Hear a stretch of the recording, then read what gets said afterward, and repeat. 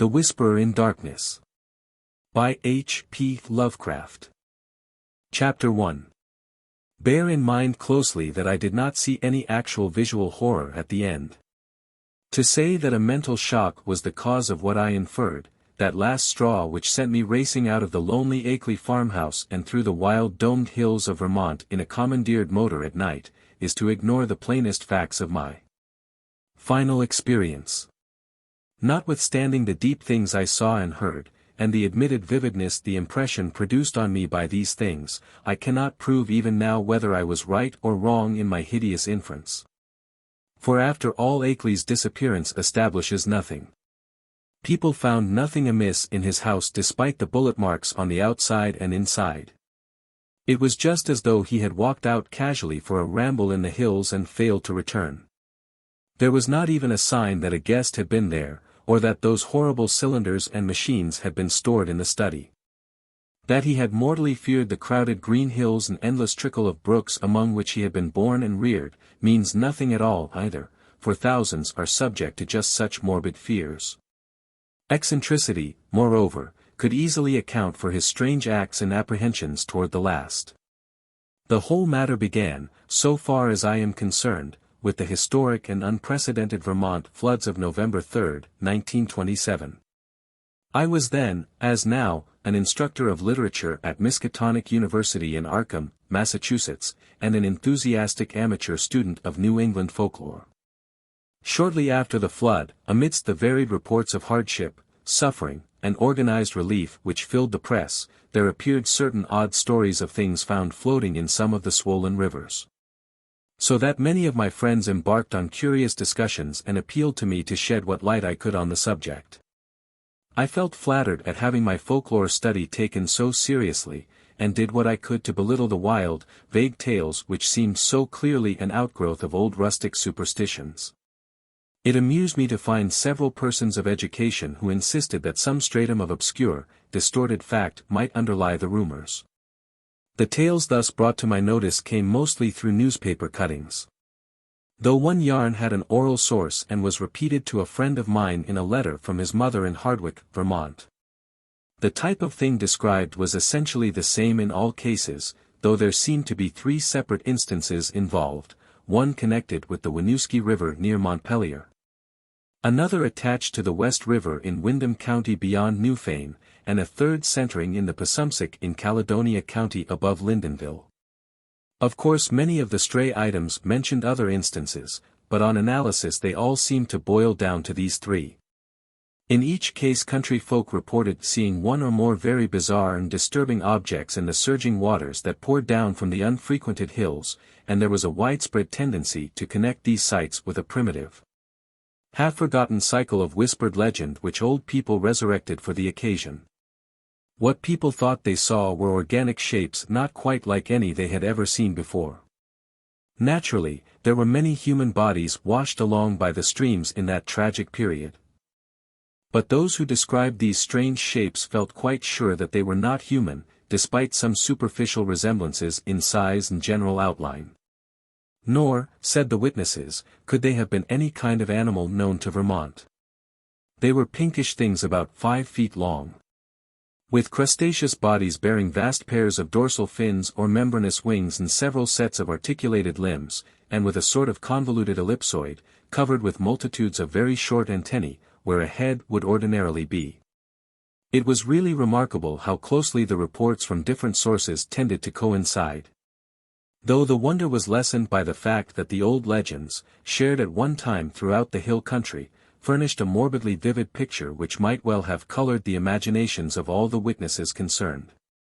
It was my conclusion that such witnesses, in every case naive and simple backwoods folk, had glimpsed the battered and bloated bodies of human beings or farm animals in the whirling currents, and had allowed the half-remembered folklore to invest these pitiful objects with fantastic attributes. The ancient folklore, while cloudy, evasive, and largely forgotten by the present generation, was of a highly singular character, and obviously reflected the influence of still earlier Indian tales.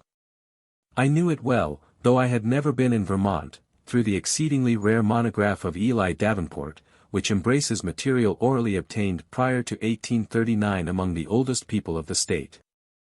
This material, moreover, closely coincided with tales which I had personally heard from elderly rustics in the mountains of New Hampshire. Briefly summarized, it hinted at a hidden race of monstrous beings which lurked somewhere among the remoter hills, in the deep woods of the highest peaks, and the dark valleys where streams trickle from unknown sources.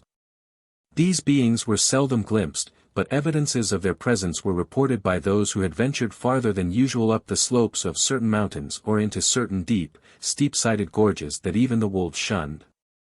There were queer footprints or claw prints in the mud of brook margins and barren patches, and curious circles of stones, with the grass around them worn away, which did not seem to have been placed or entirely shaped by nature. There were, too, certain caves of problematical depth in the sides of the hills. With mouths closed by boulders in a manner scarcely accidental, and with more than an average quota of the queer prints leading both toward and away from them, if indeed the direction of these prints could be justly estimated. And worst of all, there were the things which adventurous people had seen very rarely in the twilight of the remotest valleys and the dense perpendicular woods above the limits of normal hill climbing. It would have been less uncomfortable if the stray accounts of these things had not agreed so well. As it was, nearly all the rumors had several points in common. Averring that the creatures were a sort of huge, light red crab with many pairs of legs and with two great bat-like wings in the middle of the back. They sometimes walked on all their legs, and sometimes on the hindmost pair only, using the others to convey large objects of indeterminate nature. On one occasion they were spied in considerable numbers, a detachment of them wading along a shallow woodland watercourse 3 abreast in evidently disciplined formation. Once a specimen was seen flying, launching itself from the top of a bald, lonely hill at night and vanishing in the sky after its great flapping wings had been silhouetted an instant against the full moon. These things seemed content, on the whole, to let mankind alone.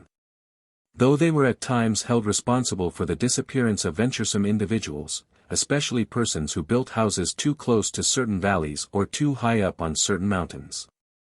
Many localities came to be known as inadvisable to settle in, the feeling persisting long after the cause was forgotten. People would look up at some of the neighboring mountain precipices with a shudder, even when not recalling how many settlers had been lost, and how many farmhouses burnt to ashes, on the lower slopes of those grim, green sentinels. But while according to the earliest legends the creatures would appear to have harmed only those trespassing on their privacy, there were later accounts of their curiosity respecting men, and of their attempts to establish secret outposts in the human world. There were tales of the queer claw prints seen around farmhouse windows in the morning, and of occasional disappearances in regions outside the obviously haunted areas. Tales, besides, of buzzing voices in imitation of human speech which made surprising offers to lone travelers on roads and cart paths in the deep woods. And of children frightened out of their wits by things seen or heard where the primal forest pressed close upon their dooryards. In the final layer of legends, the layer just preceding the decline of superstition and the abandonment of close contact with the dreaded places, there are shocked references to hermits and remote farmers who at some period of life appeared to have undergone a repellent mental change, and who were shunned and whispered about as mortals who had sold themselves to the strange beings. In one of the northeastern counties it seemed to be a fashion about 1800 to accuse eccentric and unpopular recluses of being allies or representatives of the abhorred things. As to what the things were, explanations naturally varied. The common name applied to them was those ones, or the old ones, though other terms had a local and transient use. Perhaps the bulk of the Puritan settlers set them down bluntly as familiars of the devil, and made them a basis of odd theological speculation. Those with Celtic legendary in their heritage, mainly the Scotch-Irish element of New Hampshire, and their kindred who had settled in Vermont on Governor Wentworth's colonial grants, linked them vaguely with the malign fairies and little people of the bogs and raths, and protected themselves with scraps of incantation handed down through many generations. But the Indians had the most fantastic theories of all.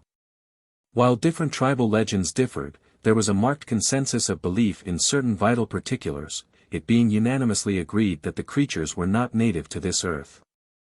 The Pennacook myths, which were the most consistent and picturesque, taught that the winged ones came from the great bear in the sky, and had mines in our earthly hills whence they took a kind of stone they could not get on any other world. They did not live here, said the myths, but merely maintained outposts and flew back with vast cargoes of stone to their own stars in the north. They harmed only those earth people who got too near them or spied upon them. Animals shunned them through instinctive hatred, not because of being hunted. They could not eat the things and animals of earth, but brought their own food from the stars. It was bad to get near them, and sometimes young hunters who went into their hills never came back. It was not good, either, to listen to what they whispered at night in the forest with voices like a bee's that tried to be like the voices of men. They knew the speech of all kinds of men, Penacooks, Hurons, men of the 5 nations, but did not seem to have or need any speech of their own. They talked with their heads, which changed color in different ways to mean different things. All the legendary, of course, white and Indian alike, died down during the 19th century, except for occasional atavistical flare-ups. The ways of the Vermonters became settled. And once their habitual paths and dwellings were established according to a certain fixed plan, they remembered less and less what fears and avoidances had determined that plan, and even that there had been any fears or avoidances. Most people simply knew that certain hilly regions were considered as highly unhealthy, unprofitable, and generally unlucky to live in, and that the farther one kept from them the better off one usually was. In time the ruts of custom and economic interest became so deeply cut in approved places that there was no longer any reason for going outside them, and the haunted hills were left deserted by accident rather than by design. Save during infrequent local scares, only wonder-loving grandmothers and retrospective nonagenarians ever whispered of beings dwelling in those hills. And even such whispers admitted that there was not much to fear from those things now that they were used to the presence of houses and settlements, and now that human beings let their chosen territory severely alone. All this I had long known from my reading, and from certain folk tales picked up in New Hampshire, hence when the flood-time rumors began to appear, I could easily guess what imaginative background had evolved them. I took great pains to explain this to my friends, and was correspondingly amused when several contentious souls continued to insist on a possible element of truth in the reports. Such persons tried to point out that the early legends had a significant persistence and uniformity, and that the virtually unexplored nature of the Vermont hills made it unwise to be dogmatic about what might or might not dwell among them. Nor could they be silenced by my assurance that all the myths were of a well-known pattern common to most of mankind and determined by early phases of imaginative experience which always produced the same type of delusion. It was of no use to demonstrate to such opponents that the Vermont myths differed but little in essence from those universal legends of natural personification which filled the ancient world with fauns and dryads and satyrs. Suggested the Calicanzari of modern Greece, and gave to wild Wales and Ireland their dark hints of strange, small, and terrible hidden races of troglodytes and burrowers. No use, either, to point out the even more startlingly similar belief of the Nepalese hill tribes in the dreaded Migo or abominable snowmen, who lurk hideously amidst the ice and rock pinnacles of the Himalayan summits. When I brought up this evidence, my opponents turned it against me by claiming that it must imply some actual historicity for the ancient tales. That it must argue the real existence of some queer elder earth race, driven to hiding after the advent and dominance of mankind, which might very conceivably have survived in reduced numbers to relatively recent times, or even to the present. The more I laughed at such theories, the more these stubborn friends asseverated them. Adding that even without the heritage of legend the recent reports were too clear, consistent, detailed, and sanely prosaic in manner of telling, to be completely ignored. 2 or 3 fanatical extremists went so far as to hint at possible meanings in the ancient Indian tales which gave the hidden beings a non-terrestrial origin. Citing the extravagant books of Charles Fort with their claims that voyagers from other worlds and outer space have often visited the Earth. Most of my foes, however, were merely romanticists who insisted on trying to transfer to real life the fantastic lore of lurking, little people, made popular by the magnificent horror fiction of Arthur Machen. How do you find this book? Any thoughts about the book or the author? Any suggestion for improvement? Please take a moment to share your thoughts in a comment. If you like it, share it with your friends who might enjoy it as well. Subscribe to keep in touch. Visit completeaudiobooks.com for more quality content. Chapter 2. As was only natural under the circumstances, this piquant debating finally got into print in the form of letters to the Arkham Advertiser, some of which were copied in the press of those Vermont regions whence the flood stories came. The Rutland Herald gave half a page of extracts from the letters on both sides, while the Brattleboro Reformer reprinted one of my long historical and mythological summaries in full, with some accompanying comments in the Pendrifter's thoughtful column which supported and applauded my skeptical conclusions. By the spring of 1928 I was almost a well-known figure in Vermont, notwithstanding the fact that I had never set foot in the state. Then came the challenging letters from Henry Akeley which impressed me so profoundly, and which took me for the first and last time to that fascinating realm of crowded green precipices and muttering forest streams. Most of what I know of Henry Wentworth Akeley was gathered by correspondence with his neighbors, and with his only son in California, after my experience in his lonely farmhouse. He was, I discovered, the last representative on his home soil of a long, locally distinguished line of jurists, administrators, and gentlemen agriculturists. In him, however, the family mentally had veered away from practical affairs to pure scholarship, so that he had been a notable student of mathematics, astronomy, biology, anthropology, and folklore at the University of Vermont. I had never previously heard of him, and he did not give many autobiographical details in his communications, but from the first I saw he was a man of character, education, and intelligence, albeit a recluse with very little worldly sophistication. Despite the incredible nature of what he claimed, I could not help at once taking Akeley more seriously than I had taken any of the other challengers of my views. For one thing, he was really close to the actual phenomena, visible and tangible, that he speculated so grotesquely about, and for another thing, he was amazingly willing to leave his conclusions in a tentative state like a true man of science. He had no personal preferences to advance, and was always guided by what he took to be solid evidence. Of course I began by considering him mistaken, but gave him credit for being intelligently mistaken. And at no time did I emulate some of his friends in attributing his ideas, and his fear of the lonely green hills, to insanity. I could see that there was a great deal to the man, and knew that what he reported must surely come from strange circumstance deserving investigation, however little it might have to do with the fantastic causes he assigned. Later on I received from him certain material proofs which placed the matter on a somewhat different and bewilderingly bizarre basis. I cannot do better than transcribe in full, so far as is possible, the long letter in which Akeley introduced himself, and which formed such an important landmark in my own intellectual history. It is no longer in my possession, but my memory holds almost every word of its portentous message, and again I affirm my confidence in the sanity of the man who wrote it. Here is the text, a text which reached me in the cramped, archaic-looking scrawl of one who had obviously not mingled much with the world during his sedate, scholarly life. RFD No. 2.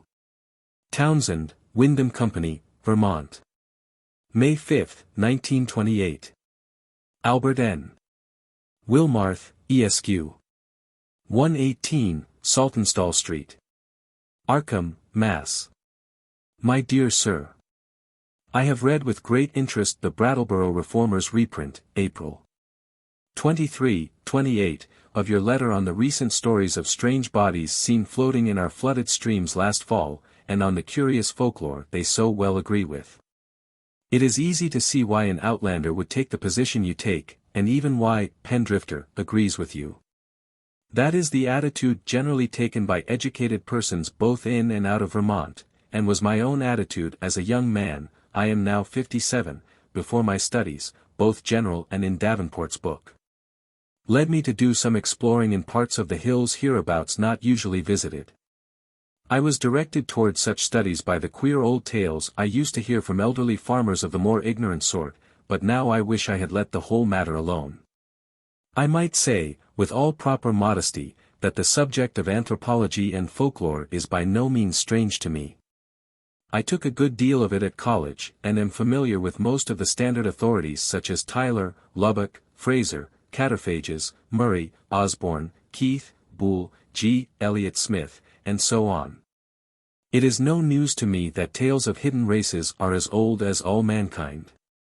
I have seen the reprints of letters from you, and those agreeing with you, in the Rutland Herald, and guess I know about where your controversy stands at the present time. What I desire to say now is, that I am afraid your adversaries are nearer right than yourself, even though all reason seems to be on your side. They are nearer right than they realize themselves, for of course they go only by theory, and cannot know what I know.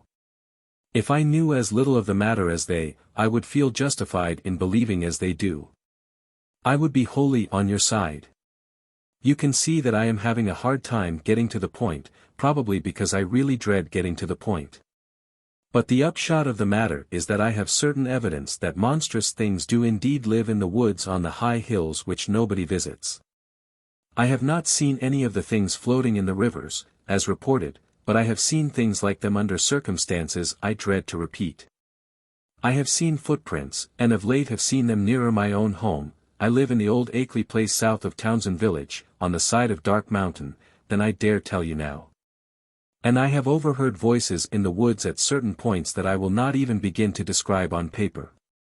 At one place I heard them so much that I took a phonograph there with a dictaphone attachment and wax blank, and I shall try to arrange to have you hear the record I got. I have run it on the machine for some of the old people up here. And one of the voices had nearly scared them paralyzed by reason of its likeness to a certain voice, that buzzing voice in the woods which Davenport mentions, that their grandmothers have told about and mimicked for them. I know what most people think of a man who tells about hearing voices, but before you draw conclusions just listen to this record and ask some of the older backwoods people what they think of it. If you can account for it normally, very well. But there must be something behind it. Ex nihilo nihil fit, you know. Now my object in writing you is not to start an argument but to give you information which I think a man of your tastes will find deeply interesting. This is private. Publicly I am on your side, for certain things show me that it does not do for people to know too much about these matters. My own studies are now wholly private, and I would not think of saying anything to attract people's attention and cause them to visit the places I have explored.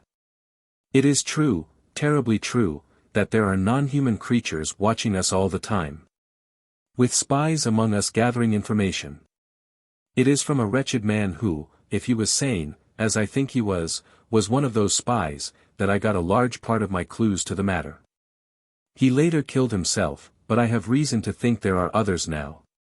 The things come from another planet, being able to live in interstellar space and fly through it on clumsy, powerful wings which have a way of resisting the ether but which are too poor at steering to be of much use in helping them about on Earth. I will tell you about this later if you do not dismiss me at once as a madman. They come here to get metals from mines that go deep under the hills, and I think I know where they come from. They will not hurt us if we let them alone, but no one can say what will happen if we get too curious about them. Of course a good army of men could wipe out their mining colony. That is what they are afraid of. But if that happened, more would come from outside, any number of them. They could easily conquer the earth, but have not tried so far because they have not needed to. They would rather leave things as they are to save bother. I think they mean to get rid of me because of what I have discovered. There is a great black stone with unknown hieroglyphics half worn away which I found in the woods on Round Hill, east of here. And after I took it home everything became different. If they think I suspect too much they will either kill me or take me off the earth to where they come from. They like to take away men of learning once in a while, to keep informed on the state of things in the human world. This leads me to my secondary purpose in addressing you, namely, to urge you to hush up the present debate rather than give it more publicity. People must be kept away from these hills, and in order to effect this, their curiosity ought not to be aroused any further. Heaven knows there is peril enough anyway, with promoters and real estate men flooding Vermont with herds of summer people to overrun the wild places and cover the hills with cheap bungalows. I shall welcome further communication with you, and shall try to send you that phonograph record and black stone, which is so worn that photographs don't show much, by express if you are willing. I say, try, because I think those creatures have a way of tampering with things around here. There is a sullen furtive fellow named Brown, on a farm near the village, who I think is their spy. Little by little they are trying to cut me off from our world because I know too much about their world. They have the most amazing way of finding out what I do. You may not even get this letter. I think I shall have to leave this part of the country and go live with my son in San Diego, California, if things get any worse, but it is not easy to give up the place you were born in, and where your family has lived for 6 generations. Also, I would hardly dare sell this house to anybody now that the creatures have taken notice of it. They seem to be trying to get the black stone back and destroy the phonograph record, but I shall not let them if I can help it. My great police dogs always hold them back, for there are very few here as yet, and they are clumsy in getting about. As I have said, their wings are not much use for short flights on Earth. I am on the very brink of deciphering that stone, in a very terrible way, and with your knowledge of folklore you may be able to supply the missing links enough to help me. I suppose you know all about the fearful myths antedating the coming of man to the earth, the Yog-Sothoth and Cthulhu cycles, which are hinted at in the Necronomicon. I had access to a copy of that once, and hear that you have one in your college library under lock and key. To conclude, Mr. Wilmarth, I think that with our respective studies we can be very useful to each other. I don't wish to put you in any peril, and suppose I ought to warn you that possession of the stone and the record won't be very safe, but I think you will find any risks worth running for the sake of knowledge. I will drive down to Newfane or Brattleboro to send whatever you authorize me to send, for the express offices there are more to be trusted. I might say that I live quite alone now, since I can't keep hired help any more. They won't stay because of the things that try to get near the house at night, and that keep the dogs barking continually. I am glad I didn't get as deep as this into the business while my wife was alive, for it would have driven her mad. Hoping that I am not bothering you unduly, and that you will decide to get in touch with me rather than throw this letter into the wastebasket as a madman's raving, I am. Yours very truly. Henry W. Akeley. P.S. I am making some extra prints of certain photographs taken by me, which I think will help to prove a number of the points I have touched on. The old people think they are monstrously true. I shall send you these very soon if you are interested. H. W. A. It would be difficult to describe my sentiments upon reading this strange document for the first time. By all ordinary rules, I ought to have laughed more loudly at these extravagances than at the far milder theories which had previously moved me to mirth, yet something in the tone of the letter made me take it with paradoxical seriousness. Not that I believed for a moment in the hidden race from the stars which my correspondent spoke of. But that, after some grave preliminary doubts, I grew to feel oddly sure of his sanity and sincerity, and of his confrontation by some genuine though singular and abnormal phenomenon which he could not explain except in this imaginative way. It could not be as he thought it, I reflected, yet on the other hand, it could not be otherwise than worthy of investigation. The man seemed unduly excited and alarmed about something, but it was hard to think that all cause was lacking. He was so specific and logical in certain ways, and after all, his yarn did fit in so perplexingly well with some of the old myths, even the wildest Indian legends.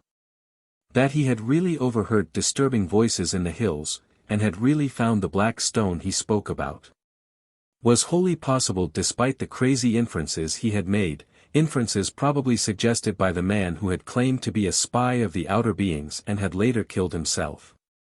It was easy to deduce that this man must have been wholly insane, but that he probably had a streak of perverse outward logic which made the naive Akeley, already prepared for such things by his folklore studies, believe his tale. As for the latest developments, it appeared from his inability to keep hired help that Akeley's humbler rustic neighbors were as convinced as he that his house was besieged by uncanny things at night. The dogs really barked, too. And then the matter of that phonograph record, which I could not but believe he had obtained in the way he said. It must mean something. Whether animal noises deceptively like human speech, or the speech of some hidden, night-haunting human being decayed to a state not much above that of lower animals. From this my thoughts went back to the black hieroglyph stone, and to speculations upon what it might mean. Then, too, what of the photographs which Akeley said he was about to send, and which the old people had found so convincingly terrible?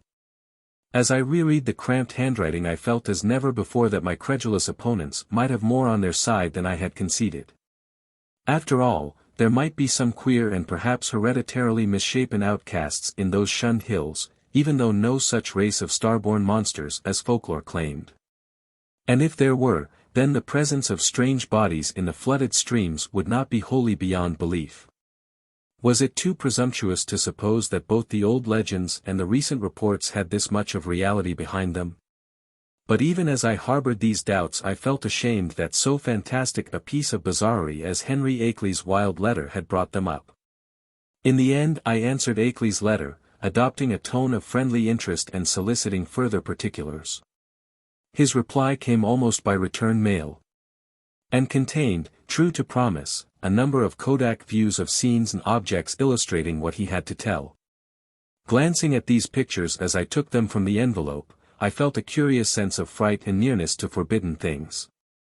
For in spite of the vagueness of most of them, they had a damnably suggestive power which was intensified by the fact of their being genuine photographs, actual optical links with what they portrayed, and the product of an impersonal transmitting process without prejudice, fallibility, or mendacity. The more I looked at them, the more I saw that my serious estimate of Akeley and his story had not been unjustified. Certainly, these pictures carried conclusive evidence of something in the Vermont hills which was at least vastly outside the radius of our common knowledge and belief. The worst thing of all was the footprint, a view taken where the sun shone on a mud patch somewhere in a deserted upland. This was no cheaply counterfeited thing, I could see at a glance. For the sharply defined pebbles and grass blades in the field of vision gave a clear index of scale and left no possibility of a tricky double exposure. I have called the thing a footprint, but claw print would be a better term. Even now I can scarcely describe it save to say that it was hideously crab-like, and that there seemed to be some ambiguity about its direction. It was not a very deep or fresh print, but seemed to be about the size of an average man's foot. From a central pad, pairs of saw-toothed nippers projected in opposite directions, quite baffling as to function, if indeed the whole object were exclusively an organ of locomotion. Another photograph, evidently a time exposure taken in deep shadow, was of the mouth of a woodland cave, with a boulder of rounded regularity choking the aperture. On the bare ground in front of it, one could just discern a dense network of curious tracks, and when I studied the picture with a magnifier I felt uneasily sure that the tracks were like the one in the other view. A third picture showed a druid-like circle of standing stones on the summit of a wild hill. Around the cryptic circle the grass was very much beaten down and worn away, though I could not detect any footprints even with the glass. The extreme remoteness of the place was apparent from the veritable sea of tenantless mountains which formed the background and stretched away toward a misty horizon. But if the most disturbing of all the views was that of the footprint, the most curiously suggestive was that of the great black stone found in the Round Hill woods. Akeley had photographed it on what was evidently his study table, for I could see rows of books and a bust of Milton in the background.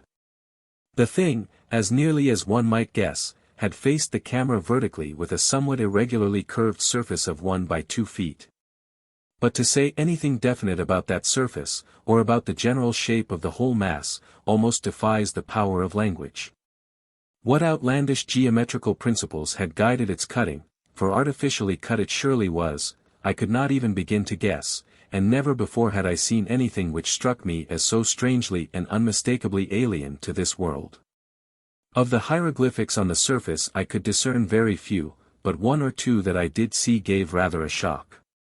Of course they might be fraudulent, for others besides myself had read the monstrous and abhorred Necronomicon of the mad Arab Abdul al-Hazard. But it nevertheless made me shiver to recognize certain ideographs which study had taught me to link with the most blood-curdling and blasphemous whispers of things that had had a kind of mad half-existence before the earth and the other inner worlds of the solar system were made. Of the 5 remaining pictures, 3 were of swamp and hill scenes which seemed to bear traces of hidden and unwholesome tenancy. Another was of a queer mark in the ground very near Akeley's house, which he said he had photographed the morning after a night on which the dogs had barked more violently than usual. It was very blurred, and one could really draw no certain conclusions from it, but it did seem fiendishly like that other mark or clawprint photographed on the deserted upland. The final picture was of the Akeley place itself, a trim white house of 2 stories and attic, about a century and a quarter old, and with a well-kept lawn and stone-bordered path leading up to a tastefully carved Georgian doorway. There were several huge police dogs on the lawn, squatting near a pleasant-faced man with a close-cropped grey beard whom I took to be Akeley himself, his own photographer, one might infer from the tube-connected bulb in his right hand. From the pictures I turned to the bulky, closely written letter itself, and for the next 3 hours was immersed in a gulf of unutterable horror. Where Akeley had given only outlines before, he now entered into minute details. Presenting long transcripts of words overheard in the woods at night, long accounts of monstrous pinkish forms spied in thickets at twilight on the hills. And a terrible cosmic narrative derived from the application of profound and varied scholarship to the endless bygone discourses of the mad self-styled spy who had killed himself. I found myself faced by names and terms that I had heard elsewhere in the most hideous of connections: Yuggoth, Great Cthulhu, Tsathoggua, Yog-Sothoth, Relaya, Nyarlathotep, Azathoth, Hastur, Yayan, Leng, the Lake of Hali, Bethmura, the Yellow Sign, Cathalos, Bran, and the Magnum Innominandum, and was drawn back through nameless eons and inconceivable dimensions to worlds of elder, outer entity at which the crazed author of the Necronomicon had only guessed in the vaguest way. I was told of the pits of primal life, and of the streams that had trickled down therefrom, and finally, of the tiny rivulets from one of those streams which had become entangled with the destinies of our own earth. My brain whirled. And where before I had attempted to explain things away, I now began to believe in the most abnormal and incredible wonders. The array of vital evidence was damnably vast and overwhelming. And the cool, scientific attitude of Akeley, an attitude removed as far as imaginable from the demented, the fanatical, the hysterical, or even the extravagantly speculative, had a tremendous effect on my thought and judgment.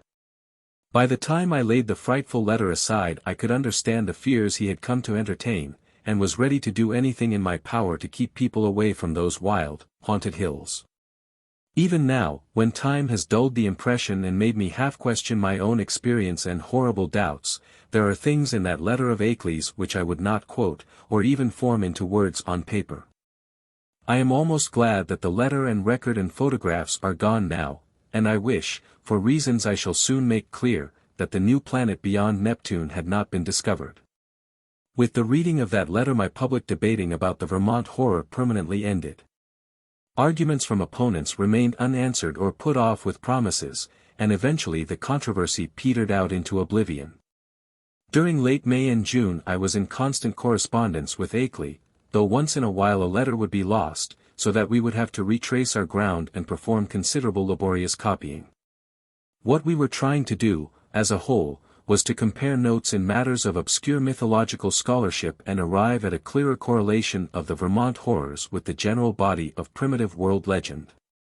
For one thing, we virtually decided that these morbidities and the hellish Himalayan Migo were one and the same order of incarnated nightmare. There was also absorbing zoological conjectures, which I would have referred to Professor Dexter in my own college but for Akeley's imperative command to tell no one of the matter before us. If I seem to disobey that command now, it is only because I think that at this stage a warning about those farther Vermont hills, and about those Himalayan peaks which bold explorers are more and more determined to ascend, is more conducive to public safety than silence would be. One specific thing we were leading up to was a deciphering of the hieroglyphics on that infamous black stone, a deciphering which might well place us in possession of secrets deeper and more dizzying than any formerly known to man. Chapter 3. Toward the end of June the phonograph record came, shipped from Brattleboro, since Akeley was unwilling to trust conditions on the branch line north of there. He had begun to feel an increased sense of espionage, aggravated by the loss of some of our letters, and said much about the insidious deeds of certain men whom he considered tools and agents of the hidden beings. Most of all he suspected the surly farmer Walter Brown, who lived alone on a rundown hillside place near the deep woods, and who was often seen loafing around corners in Brattleboro, Bellows Falls, Newfane, and South Londonderry in the most inexplicable and seemingly unmotivated way. Brown's voice, he felt convinced, was one of those he had overheard on a certain occasion in a very terrible conversation, and he had once found a footprint or clawprint near Brown's house which might possess the most ominous significance. It had been curiously near some of Brown's own footprints that faced toward it. So the record was shipped from Brattleboro, whither Akeley drove in his Ford car along the lonely Vermont back roads. He confessed in an accompanying note that he was beginning to be afraid of those roads, and that he would not even go into Townshend for supplies now except in broad daylight. It did not pay, he repeated again and again, to know too much unless one were very remote from those silent and problematical hills. He would be going to California pretty soon to live with his son, though it was hard to leave a place where all one's memories and ancestral feelings centered. Before trying the record on the commercial machine which I borrowed from the college administration building, I carefully went over all the explanatory matter in Akeley's various letters. This record, he had said, was obtained about 1 a.m. on the 1st of May, 1915, near the closed mouth of a cave where the wooded west slope of Dark Mountain rises out of Lee's Swamp. The place had always been unusually plagued with strange voices, this being the reason he had brought the phonograph, dictaphone, and blank in expectation of results. Former experience had told him that May Eve, the hideous Sabbath night of underground European legend, would probably be more fruitful than any other date, and he was not disappointed. It was noteworthy, though, that he never again heard voices at that particular spot. Unlike most of the overheard forest voices, the substance of the record was quasi-ritualistic, and included one palpably human voice which Akeley had never been able to place. It was not Brown's, but seemed to be that of a man of greater cultivation. The second voice, however, was the real crux of the thing, for this was the accursed buzzing which had no likeness to humanity despite the human words which it uttered in good English grammar and a scholarly accent. The recording phonograph and dictaphone had not worked uniformly well, and had of course been at a great disadvantage because of the remote and muffled nature of the overheard ritual, so that the actual speech secured was very fragmentary. Akeley had given me a transcript of what he believed the spoken words to be, and I glanced through this again as I prepared the machine for action. The text was darkly mysterious rather than openly horrible, though a knowledge of its origin and manner of gathering gave it all the associative horror which any words could well possess. I will present it here in full as I remember it, and I am fairly confident that I know it correctly by heart, not only from reading the transcript, but from playing the record itself over and over again. It is not a thing which one might readily forget. Indistinguishable sounds. A cultivated male human voice. Is the Lord of the wood, even to and the gifts of the men of Leng. So from the wells of night to the gulfs of space, and from the gulfs of space to the wells of night, ever the praises of great Cthulhu, of Tsathoggua, and of him who is not to be named. Ever their praises, and abundance to the black goat of the woods. I.A. Shub-Niggurath. The goat with 1,000 young. A buzzing imitation of human speech. I.A. Shub-Niggurath. The black goat of the woods with 1,000 young. Human voice. And it has come to pass that the Lord of the woods, being 7 and 9, down the onyx steps. Try, beauties to him in the gulf, Azathoth, he of whom thou hast taught us marvels. On the wings of night out beyond space, out beyond to that whereof Yuggoth is the youngest child, rolling alone in black ether at the rim. Buzzing voice. Go out among men and find the ways thereof, that he in the gulf may know. To Nyarlathotep, mighty messenger, must all things be told. And he shall put on the semblance of men, the waxen mask and the robe that hides, and come down from the world of 7 suns to mock. Human voice.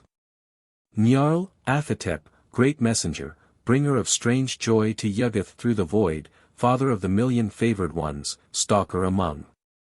Speech cut off by end of record. Such were the words for which I was to listen when I started the phonograph. It was with a trace of genuine dread and reluctance that I pressed the lever and heard the preliminary scratching of the sapphire point, and I was glad that the first faint, fragmentary words were in a human voice, a mellow, educated voice which seemed vaguely Bostonian in accent, and which was certainly not that of any native of the Vermont hills. As I listened to the tantalizingly feeble rendering, I seemed to find the speech identical with Akeley's carefully prepared transcript. On it chanted, in that mellow Bostonian voice, I.A. Shub Niggurath, the goat with 1,000 young. And then I heard the other voice. To this hour I shudder retrospectively when I think of how it struck me, prepared though I was by Akeley's accounts. Those to whom I have since described the record profess to find nothing but cheap imposture or madness in it. But could they have the accursed thing itself, or read the bulk of Akeley's correspondence, especially that terrible and encyclopedic second letter, I know they would think differently. It is, after all, a tremendous pity that I did not disobey Akeley and play the record for others, a tremendous pity, too, that all of his letters were lost. To me, with my first-hand impression of the actual sounds, and with my knowledge of the background and surrounding circumstances, the voice was a monstrous thing. It swiftly followed the human voice in ritualistic response, but in my imagination it was a morbid echo winging its way across unimaginable abysses from unimaginable outer hells. It is more than 2 years now since I last ran off that blasphemous waxen cylinder, but at this moment, and at all other moments, I can still hear that feeble, fiendish buzzing as it reached me for the first time. I.A. Shub Niggurath, the black goat of the woods with 1,000 young. But though the voice is always in my ears, I have not even yet been able to analyze it well enough for a graphic description. It was like the drone of some loathsome, gigantic insect ponderously shaped into the articulate speech of an alien species, and I am perfectly certain that the organs producing it can have no resemblance to the vocal organs of man, or indeed to those of any of the mammalia. There were singularities in timbre, range, and overtones which placed this phenomenon wholly outside the sphere of humanity and earth life. Its sudden advent that first time almost stunned me, and I heard the rest of the record through in a sort of abstracted daze. When the longer passage of buzzing came, there was a sharp intensification of that feeling of blasphemous infinity which had struck me during the shorter and earlier passage. At last the record ended abruptly, during an unusually clear speech of the human and Bostonian voice, but I sat stupidly staring long after the machine had automatically stopped. I hardly need say that I gave that shocking record many another playing, and that I made exhaustive attempts at analysis and comment in comparing notes with Akeley. It would be both useless and disturbing to repeat here all that we concluded. But I may hint that we agreed in believing we had secured a clue to the source of some of the most repulsive primordial customs in the cryptic elder religions of mankind. It seemed plain to us, also, that there were ancient and elaborate alliances between the hidden outer creatures and certain members of the human race. How extensive these alliances were, and how their state today might compare with their state in earlier ages, we had no means of guessing. Yet at best there was room for a limitless amount of horrified speculation.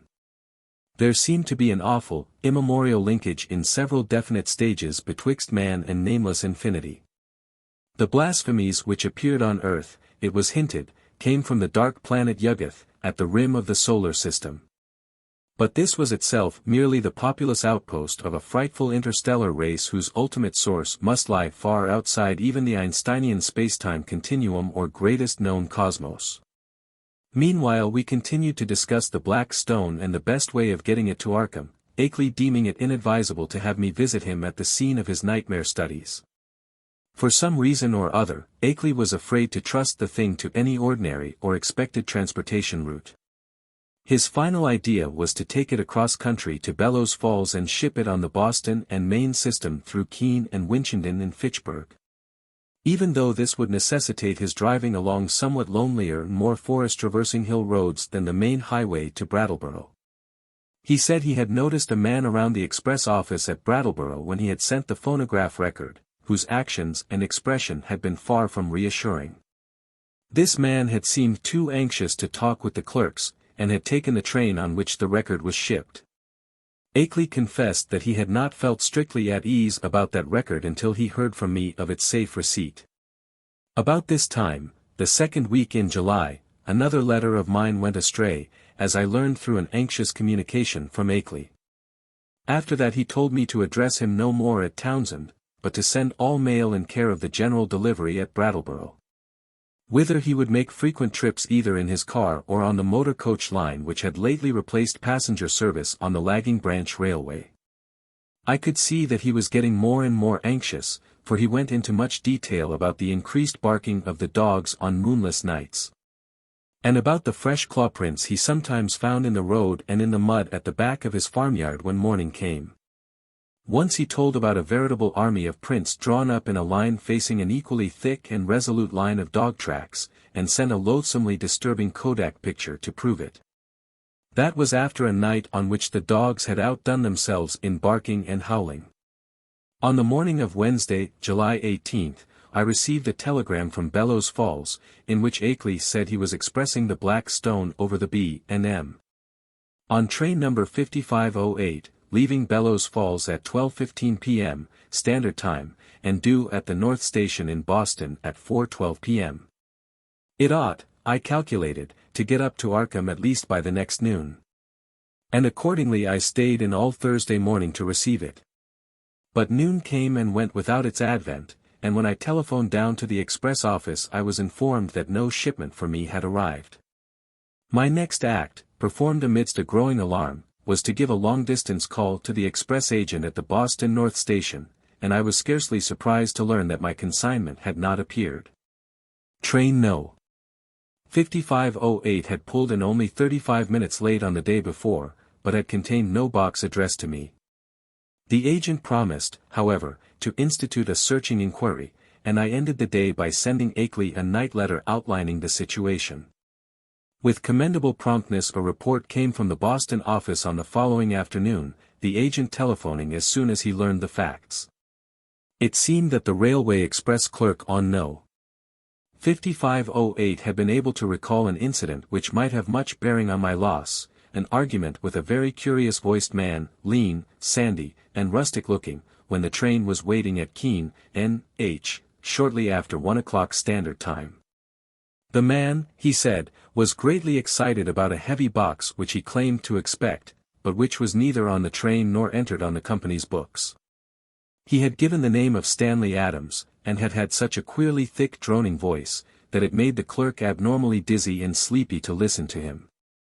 The clerk could not remember quite how the conversation had ended, but recalled starting into a fuller awakeness when the train began to move. The Boston agent added that this clerk was a young man of wholly unquestioned veracity and reliability, of known antecedents and long with the company. That evening I went to Boston to interview the clerk in person, having obtained his name and address from the office. He was a frank, prepossessing fellow, but I saw that he could add nothing to his original account. Oddly, he was scarcely sure that he could even recognize the strange inquirer again.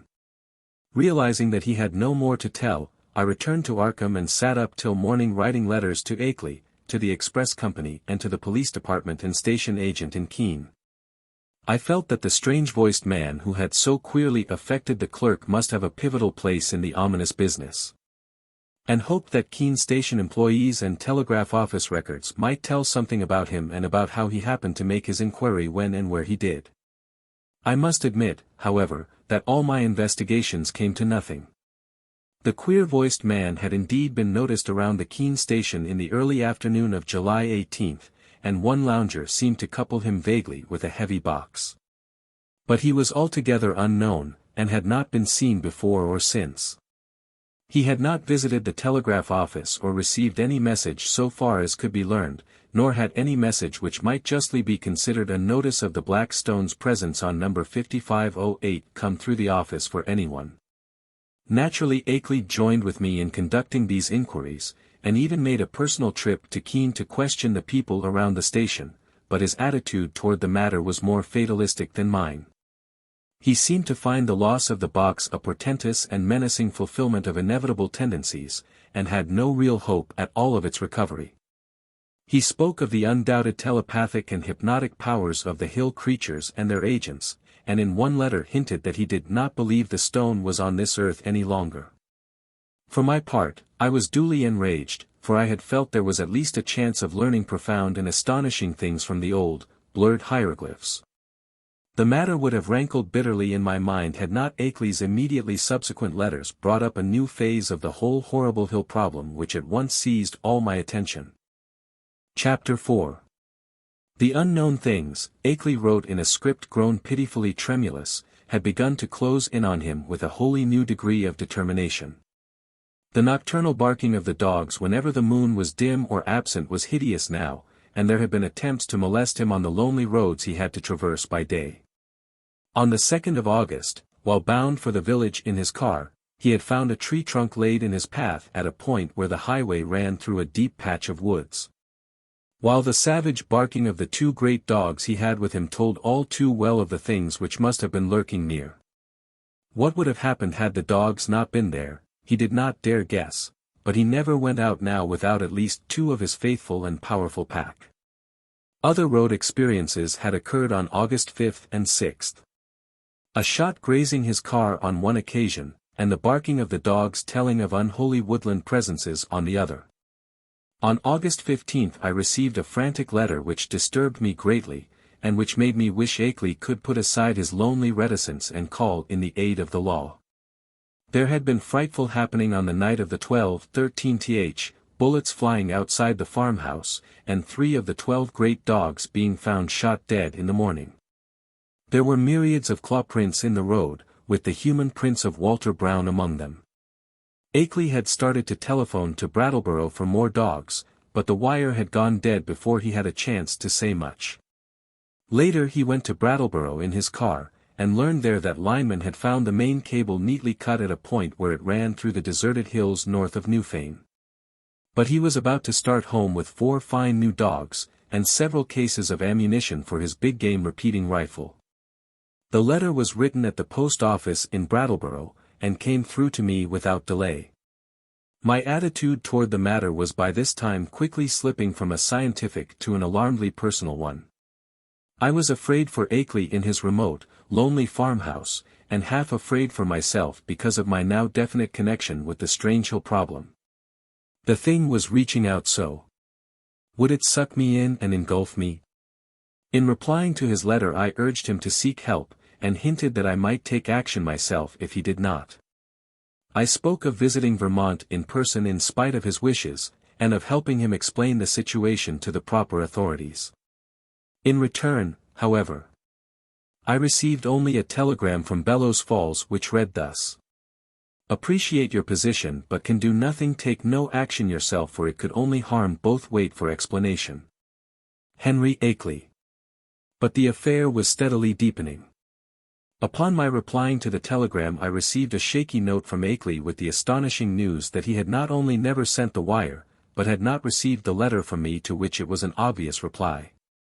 Hasty inquiries by him at Bellows Falls had brought out that the message was deposited by a strange sandy-haired man with a curiously thick, droning voice, though more than this he could not learn. The clerk showed him the original text as scrawled in pencil by the sender, but the handwriting was wholly unfamiliar. It was noticeable that the signature was misspelled, Akeley, without the second E. Certain conjectures were inevitable, but amidst the obvious crisis he did not stop to elaborate upon them. He spoke of the death of more dogs and the purchase of still others. And of the exchange of gunfire which had become a settled feature each moonless night. Brown's prints, and the prints of at least 1 or 2 more shod human figures, were now found regularly among the claw prints in the road, and at the back of the farmyard. It was, Akeley admitted, a pretty bad business. And before long he would probably have to go to live with his California son whether or not he could sell the old place. But it was not easy to leave the only spot one could really think of as home. He must try to hang on a little longer. Perhaps he could scare off the intruders, especially if he openly gave up all further attempts to penetrate their secrets. Writing Akeley at once, I renewed my offers of aid, and spoke again of visiting him and helping him convince the authorities of his dire peril. In his reply he seemed less set against that plan than his past attitude would have led one to predict. But said he would like to hold off a little while longer, long enough to get his things in order and reconcile himself to the idea of leaving an almost morbidly cherished birthplace. People looked askance at his studies and speculations, and it would be better to get quietly off without setting the countryside in a turmoil and creating widespread doubts of his own sanity. He had had enough, he admitted, but he wanted to make a dignified exit if he could. This letter reached me on the 28th of August, and I prepared and mailed as encouraging a reply as I could. Apparently the encouragement had effect, for Akeley had fewer terrors to report when he acknowledged my note. He was not very optimistic, though, and expressed the belief that it was only the full moon season which was holding the creatures off. He hoped there would not be many densely cloudy nights, and talked vaguely of boarding in Brattleboro when the moon waned. Again I wrote him encouragingly, but on September 5 there came a fresh communication which had obviously crossed my letter in the mails, and to this I could not give any such hopeful response. In view of its importance I believe I had better give it in full, as best I can do from memory of the shaky script. It ran substantially as follows. Monday. Dear Wilmarth. A rather discouraging P.S. to my last. Last night was thickly cloudy, though no rain, and not a bit of moonlight got through. Things were pretty bad, and I think the end is getting near, in spite of all we have hoped. After midnight something landed on the roof of the house, and the dogs all rushed up to see what it was. I could hear them snapping and tearing around, and then one managed to get on the roof by jumping from the low L. There was a terrible fight up there, and I heard a frightful buzzing which I'll never forget. And then there was a shocking smell. About the same time bullets came through the window and nearly grazed me. I think the main line of the hill creatures had got close to the house when the dogs divided because of the roof business. What was up there I don't know yet, but I'm afraid the creatures are learning to steer better with their space wings. I put out the light and used the windows for loopholes, and raked all around the house with rifle fire aimed just high enough not to hit the dogs. That seemed to end the business, but in the morning I found great pools of blood in the yard, besides pools of a green sticky stuff that had the worst odor I have ever smelled. I climbed up on the roof and found more of the sticky stuff there. 5 of the dogs were killed. I'm afraid I hit one myself by aiming too low, for he was shot in the back. Now I am setting the panes the shots broke, and am going to Brattleboro for more dogs. I guess the men at the kennels think I am crazy. We'll drop another note later. Suppose I'll be ready for moving in a week or 2, though it nearly kills me to think of it. Hastily, Akeley. But this was not the only letter from Akeley to cross mine. On the next morning, September 6th, still another came, this time a frantic scrawl which utterly unnerved me and put me at a loss what to say or do next. Again I cannot do better than quote the text as faithfully as memory will let me. Tuesday. Clouds didn't break, so no moon again, and going into the wane anyhow. I'd have the house wired for electricity and put in a searchlight if I didn't know they'd cut the cables as fast as they could be mended. I think I am going crazy. It may be that all I have ever written you is a dream or madness. It was bad enough before, but this time it is too much. They talked to me last night, talked in that cursed buzzing voice and told me things that I dare not repeat to you. I heard them plainly above the barking of the dogs, and once when they were drowned out a human voice helped them. Keep out of this, Wilmarth, it is worse than either you or I ever suspected. They don't mean to let me get to California now, they want to take me off alive, or what theoretically and mentally amounts to alive, not only to Yuggoth, but beyond that, away outside the galaxy and possibly beyond the last curved rim of space. I told them I wouldn't go where they wish, or in the terrible way they propose to take me, but I'm afraid it will be no use. My place is so far out that they may come by day as well as by night before long. 6 more dogs killed, and I felt presences all along the wooded parts of the road when I drove to Brattleboro today. It was a mistake for me to try to send you that phonograph record and black stone. Better smash the record before it's too late. We'll drop you another line tomorrow if I'm still here. Wish I could arrange to get my books and things to Brattleboro and board there. I would run off without anything if I could, but something inside my mind holds me back. I can slip out to Brattleboro, where I ought to be safe, but I feel just as much a prisoner there as at the house. And I seem to know that I couldn't get much farther even if I dropped everything and tried. It is horrible, don't get mixed up in this. Wires, Akeley. I did not sleep at all the night after receiving this terrible thing, and was utterly baffled as to Akeley's remaining degree of sanity. The substance of the note was wholly insane, yet the manner of expression, in view of all that had gone before, had a grimly potent quality of convincingness. I made no attempt to answer it, thinking it better to wait until Akeley might have time to reply to my latest communication. Such a reply indeed came on the following day, though the fresh material in it quite overshadowed any of the points brought up by the letter nominally answered. Here is what I recall of the text, scrawled and blotted as it was in the course of a plainly frantic and hurried composition. Wednesday. W. Your letter came, but it's no use to discuss anything any more. I am fully resigned. Wonder that I have even enough willpower left to fight them off. Can't escape even if I were willing to give up everything and run. They'll get me. Had a letter from them yesterday, RFD man brought it while I was at Brattleboro. Typed and postmarked Bellows Falls. Tells what they want to do with me, I can't repeat it. Look out for yourself, too. Smash that record. Cloudy nights keep up, and moon waning all the time. Wish I dared to get help, it might brace up my willpower, but everyone who would dare to come at all would call me crazy unless there happened to be some proof. Couldn't ask people to come for no reason at all, am all out of touch with everybody and have been for years. But I haven't told you the worst, Wilmarth. Brace up to read this, for it will give you a shock. I am telling the truth, though. It is this, I have seen and touched one of the things, or part of one of the things.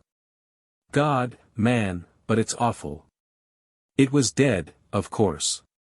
One of the dogs had it, and I found it near the kennel this morning. I tried to save it in the woodshed to convince people of the whole thing, but it all evaporated in a few hours. Nothing left. You know, all those things in the rivers were seen only on the first morning after the flood. And here's the worst. I tried to photograph it for you, but when I developed the film there wasn't anything visible except the woodshed. What can the thing have been made of? I saw it and felt it, and they all leave footprints. It was surely made of matter, but what kind of matter? The shape can't be described.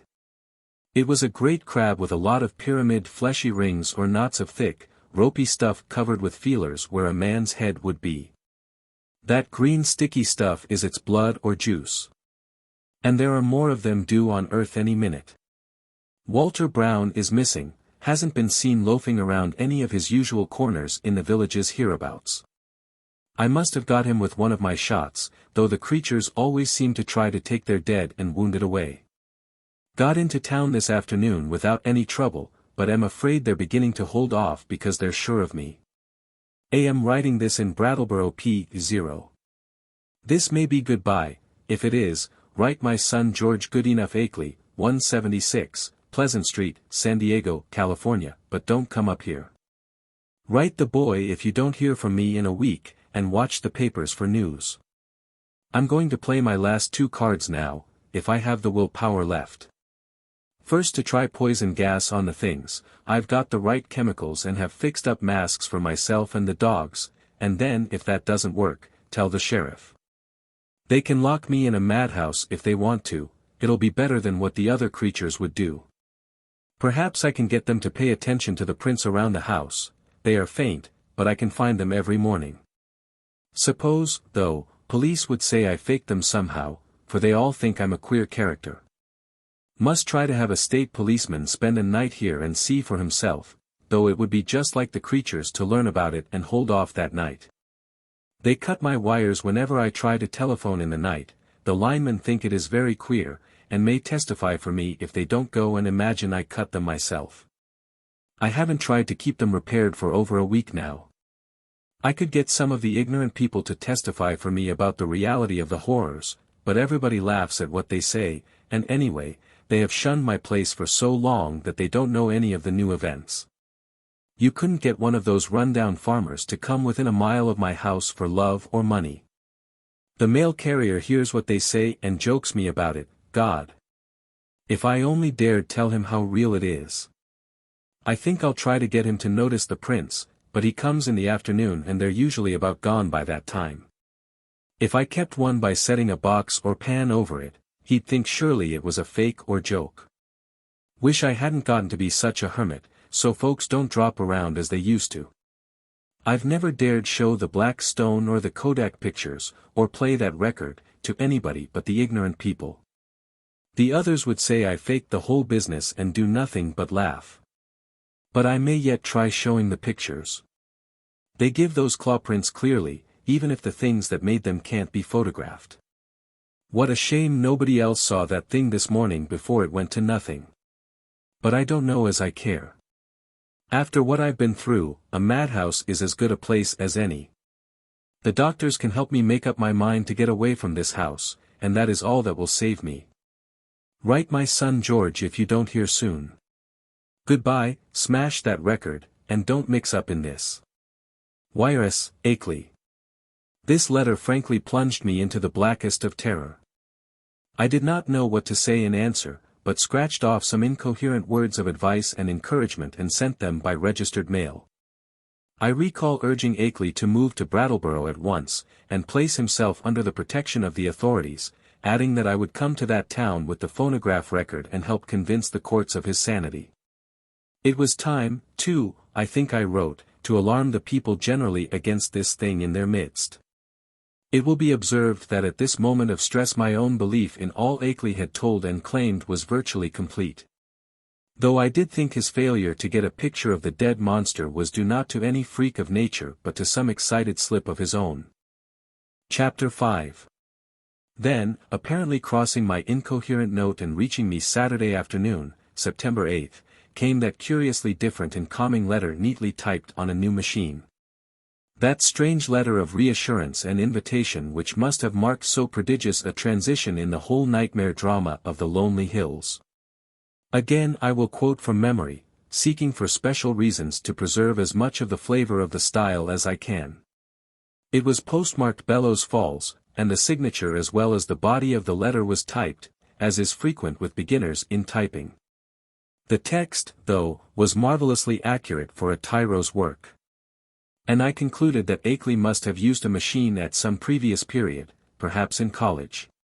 To say that the letter relieved me would be only fair, yet beneath my relief lay a substratum of uneasiness. If Akeley had been sane in his terror, was he now sane in his deliverance? And the sort of improved report mentioned, what was it? The entire thing implied such a diametrical reversal of Akeley's previous attitude. But here is the substance of the text, carefully transcribed from a memory in which I take some pride.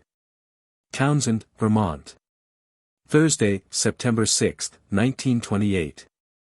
My dear Wilmarth. It gives me great pleasure to be able to set you at rest regarding all the silly things I've been writing you. I say, silly, although by that I mean my frightened attitude rather than my descriptions of certain phenomena. Those phenomena are real and important enough. My mistake had been in establishing an anomalous attitude toward them. I think I mentioned that my strange visitors were beginning to communicate with me, and to attempt such communication. Last night this exchange of speech became actual. In response to certain signals I admitted to the house a messenger from those outside, a fellow human, let me hasten to say. He told me much that neither you nor I had even begun to guess, and showed clearly how totally we had misjudged and misinterpreted the purpose of the outer ones in maintaining their secret colony on this planet. It seems that the evil legends about what they have offered to men, and what they wish in connection with the earth, are wholly the result of an ignorant misconception of allegorical speech, of course. Molded by cultural backgrounds and thought habits vastly different from anything we dream of. My own conjectures, I freely own, shot as widely past the mark as any of the guesses of illiterate farmers and savage Indians. What I had thought morbid and shameful and ignominious is in reality awesome and mind-expanding and even glorious, my previous estimate being merely a phase of man's eternal tendency to hate and fear and shrink from the utterly different. Now I regret the harm I have inflicted upon these alien and incredible beings in the course of our nightly skirmishes. If only I had consented to talk peacefully and reasonably with them in the first place. But they bear me no grudge, their emotions being organized very differently from ours. It is their misfortune to have had as their human agents in Vermont some very inferior specimens, the late Walter Brown, for example. He prejudiced me vastly against them. Actually, they have never knowingly harmed men, but have often been cruelly wronged and spied upon by our species. There is a whole secret cult of evil men. A man of your mystical erudition will understand me when I link them with Hastur and the Yellow Sign, devoted to the purpose of tracking them down and injuring them on behalf of monstrous powers from other dimensions.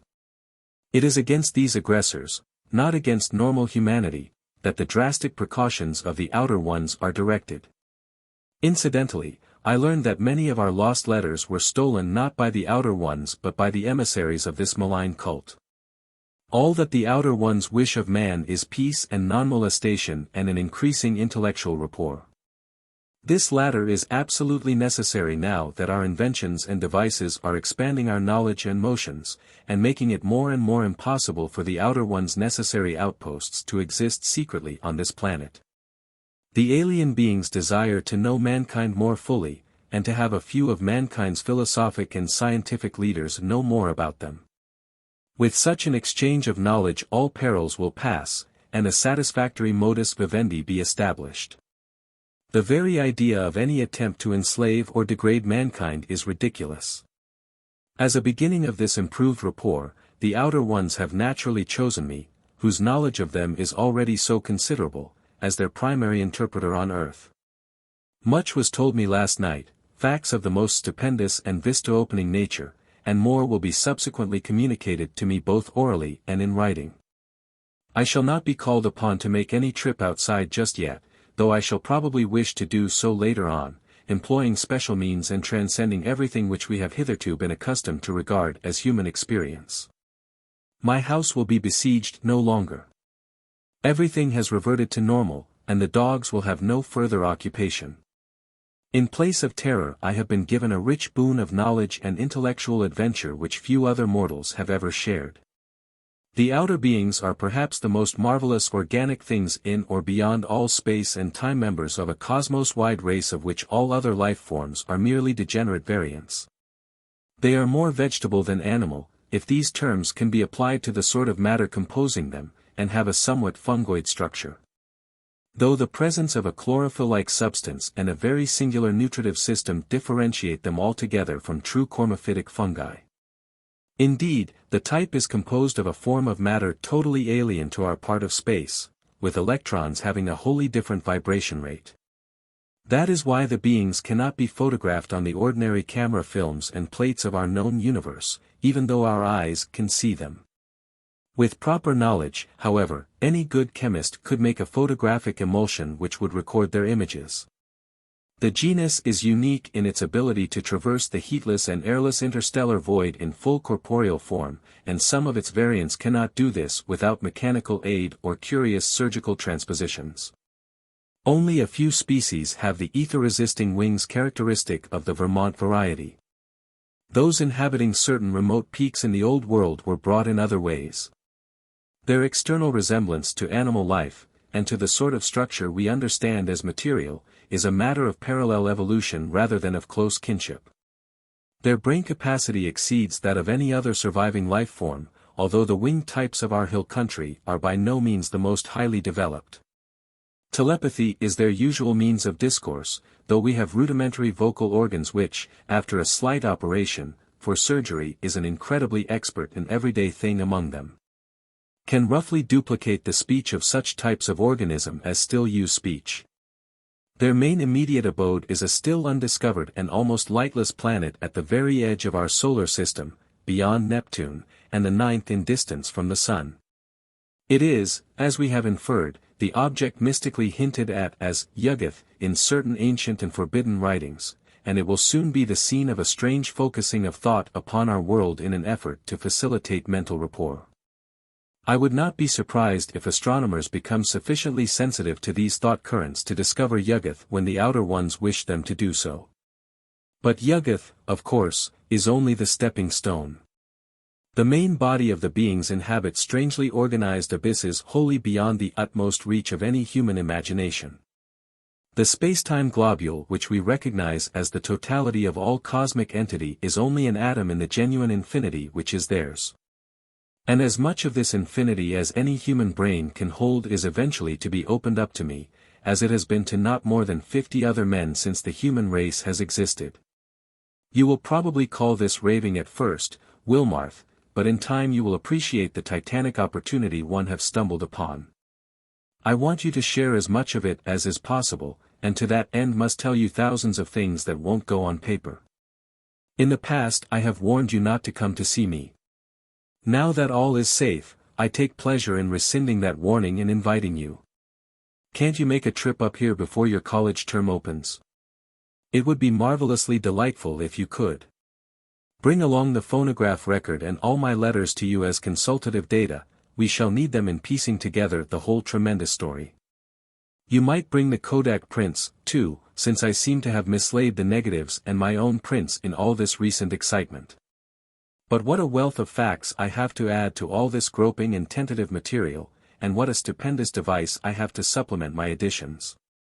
Don't hesitate, I am free from espionage now, and you will not meet anything unnatural or disturbing. Just come along and let my car meet you at the Brattleboro station, prepare to stay as long as you can, and expect many an evening of discussion of things beyond all human conjecture. Don't tell anyone about it, of course, for this matter must not get to the promiscuous public. The train service to Brattleboro is not bad, you can get a timetable in Boston. Take the B&M to Greenfield, and then change for the brief remainder of the way. I suggest you're taking the convenient 4:10 p.m., standard, from Boston. This gets into Greenfield at 7:35, and at 9:19 a.m. train leaves there which reaches Brattleboro at 10:01.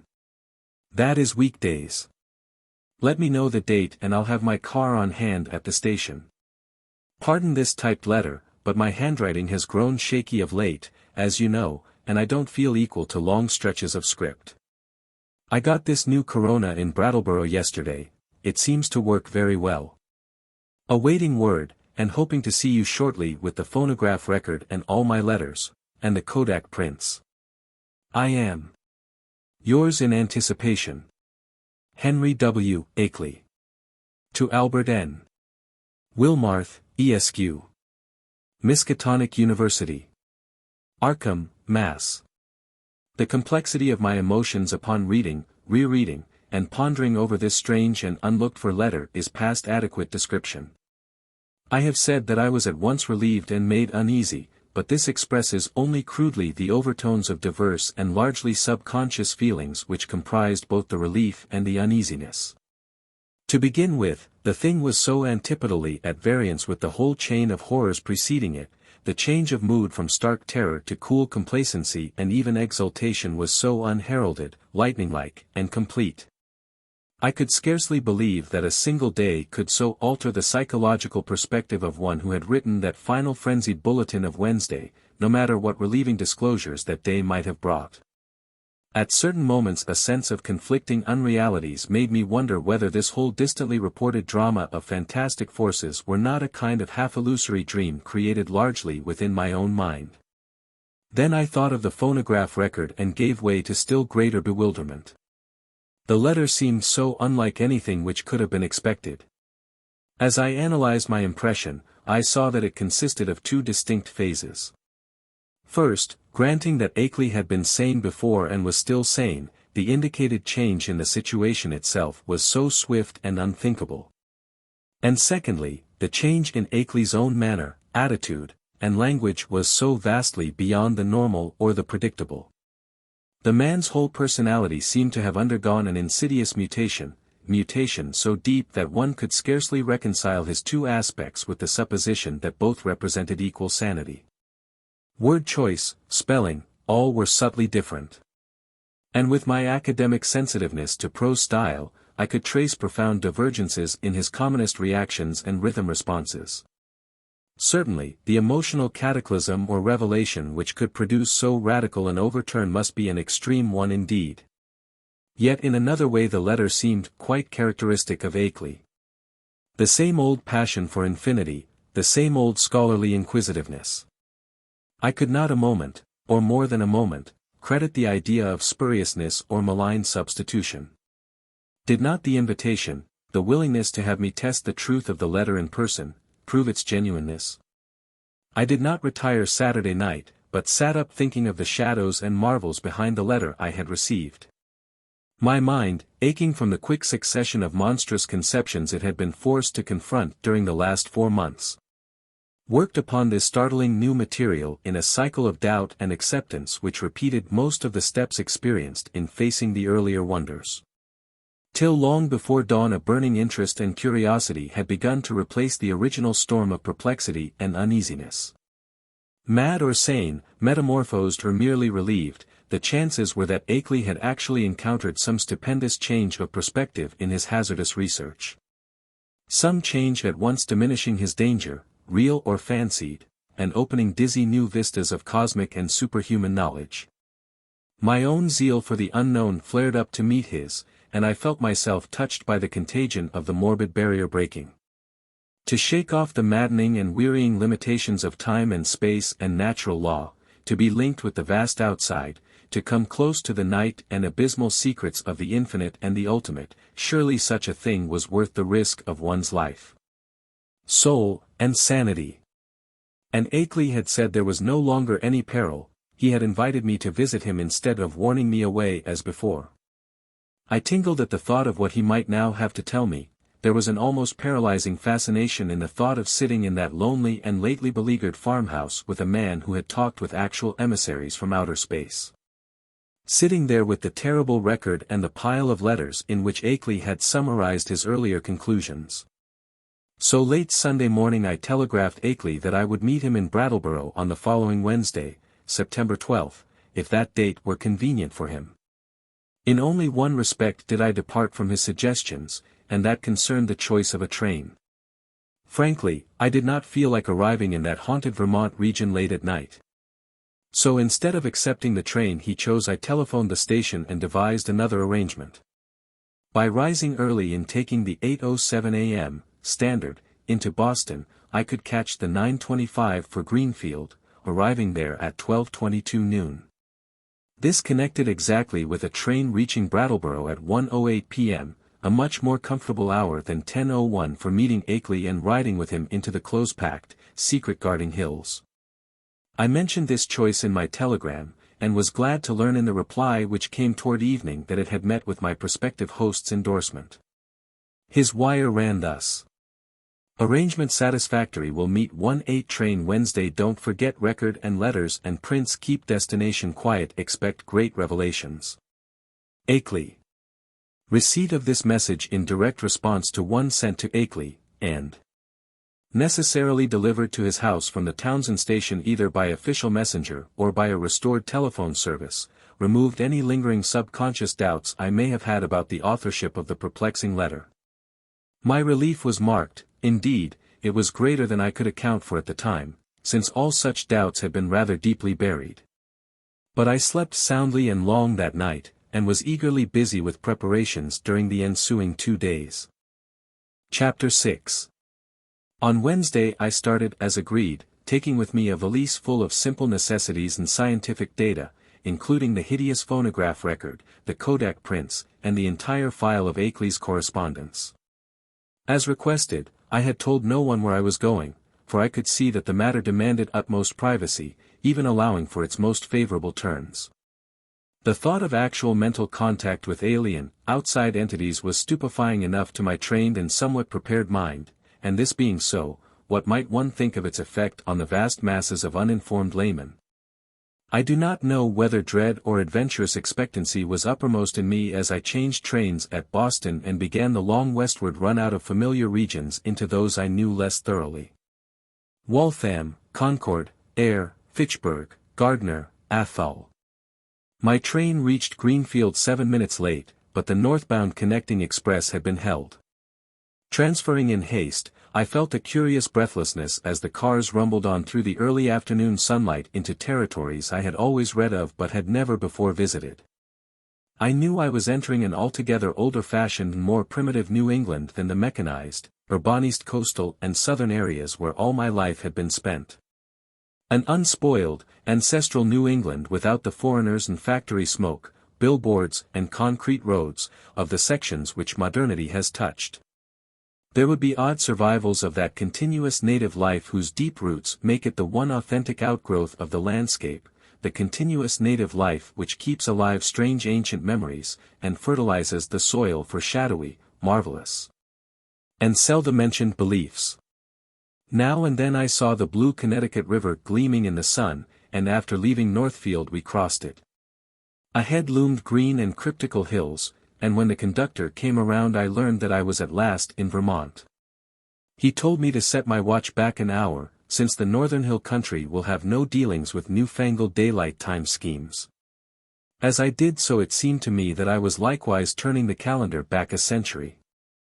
The train kept close to the river, and across in New Hampshire I could see the approaching slope of steep Wantasticket, about which singular old legends cluster. Then streets appeared on my left, and a green island showed in the stream on my right. People rose and filed to the door, and I followed them. The car stopped, and I alighted beneath the long train shed of the Brattleboro station. Looking over the line of waiting motors I hesitated a moment to see which one might turn out to be the Akeley Ford, but my identity was divined before I could take the initiative. And yet it was clearly not Akeley himself who advanced to meet me with an outstretched hand and a mellowly phrased query as to whether I was indeed Mr. Albert N. Wilmarth of Arkham. This man bore no resemblance to the bearded, grizzled Akeley of the snapshot, but was a younger and more urbane person, fashionably dressed, and wearing only a small, dark mustache. His cultivated voice held an odd and almost disturbing hint of vague familiarity, though I could not definitely place it in my memory. As I surveyed him I heard him explaining that he was a friend of my prospective hosts who had come down from Townshend in his stead. Akeley, he declared, had suffered a sudden attack of some asthmatic trouble, and did not feel equal to making a trip in the outdoor air. It was not serious, however, and there was to be no change in plans regarding my visit. I could not make out just how much this Mr. Noyes, as he announced himself, knew of Akeley's researches and discoveries, though it seemed to me that his casual manner stamped him as a comparative outsider. Remembering what a hermit Akeley had been, I was a trifle surprised at the ready availability of such a friend, but did not let my puzzlement deter me from entering the motor to which he gestured me.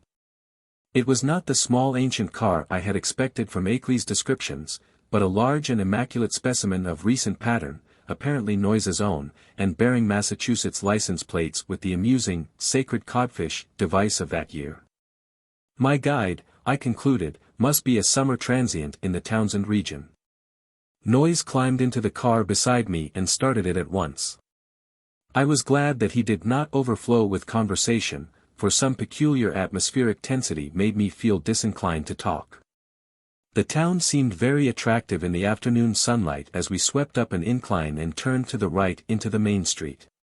It drowsed like the older New England cities which one remembers from boyhood, and something in the collocation of roofs and steeples and chimneys and brick walls formed contours touching deep viol strings of ancestral emotion. I could tell that I was at the gateway of a region half bewitched through the piling up of unbroken time accumulations, a region where old, strange things have had a chance to grow and linger because they have never been stirred up. As we passed out of Brattleboro my sense of constraint and foreboding increased, for a vague quality in the hill-crowded countryside with its towering, threatening, close-pressing green and granite slopes hinted at obscure secrets and immemorial survivals which might or might not be hostile to mankind. For a time our course followed a broad, shallow river which flowed down from unknown hills in the north, and I shivered when my companion told me it was the West River. It was in this stream, I recalled from newspaper items, that one of the morbid crab-like beings had been seen floating after the floods. Gradually the country around us grew wilder and more deserted. Archaic covered bridges lingered fearsomely out of the past in pockets of the hills, and the half-abandoned railway track paralleling the river seemed to exhale a nebulously visible air of desolation. There were awesome sweeps of vivid valley where great cliffs rose, New England's virgin granite showing grey and austere through the verdure that scaled the crests.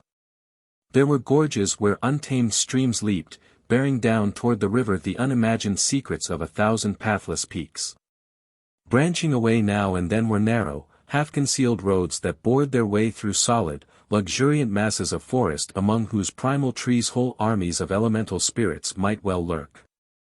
As I saw these I thought of how Akeley had been molested by unseen agencies on his drives along this very route, and did not wonder that such things could be.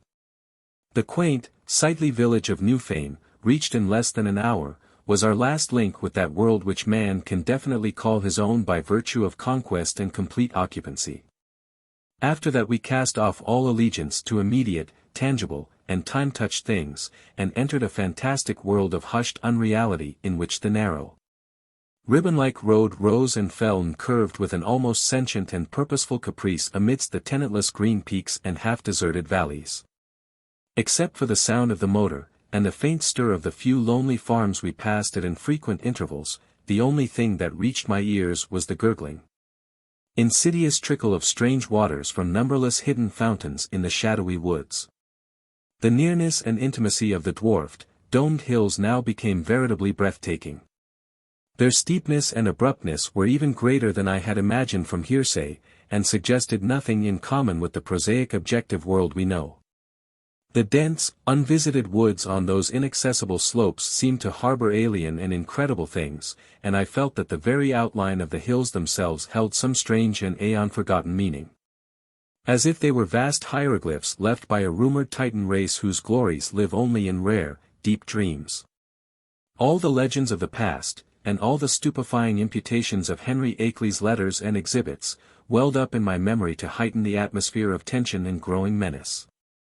The purpose of my visit, and the frightful abnormalities it postulated struck at me all at once with a chill sensation that nearly overbalanced my ardor for strange delvings.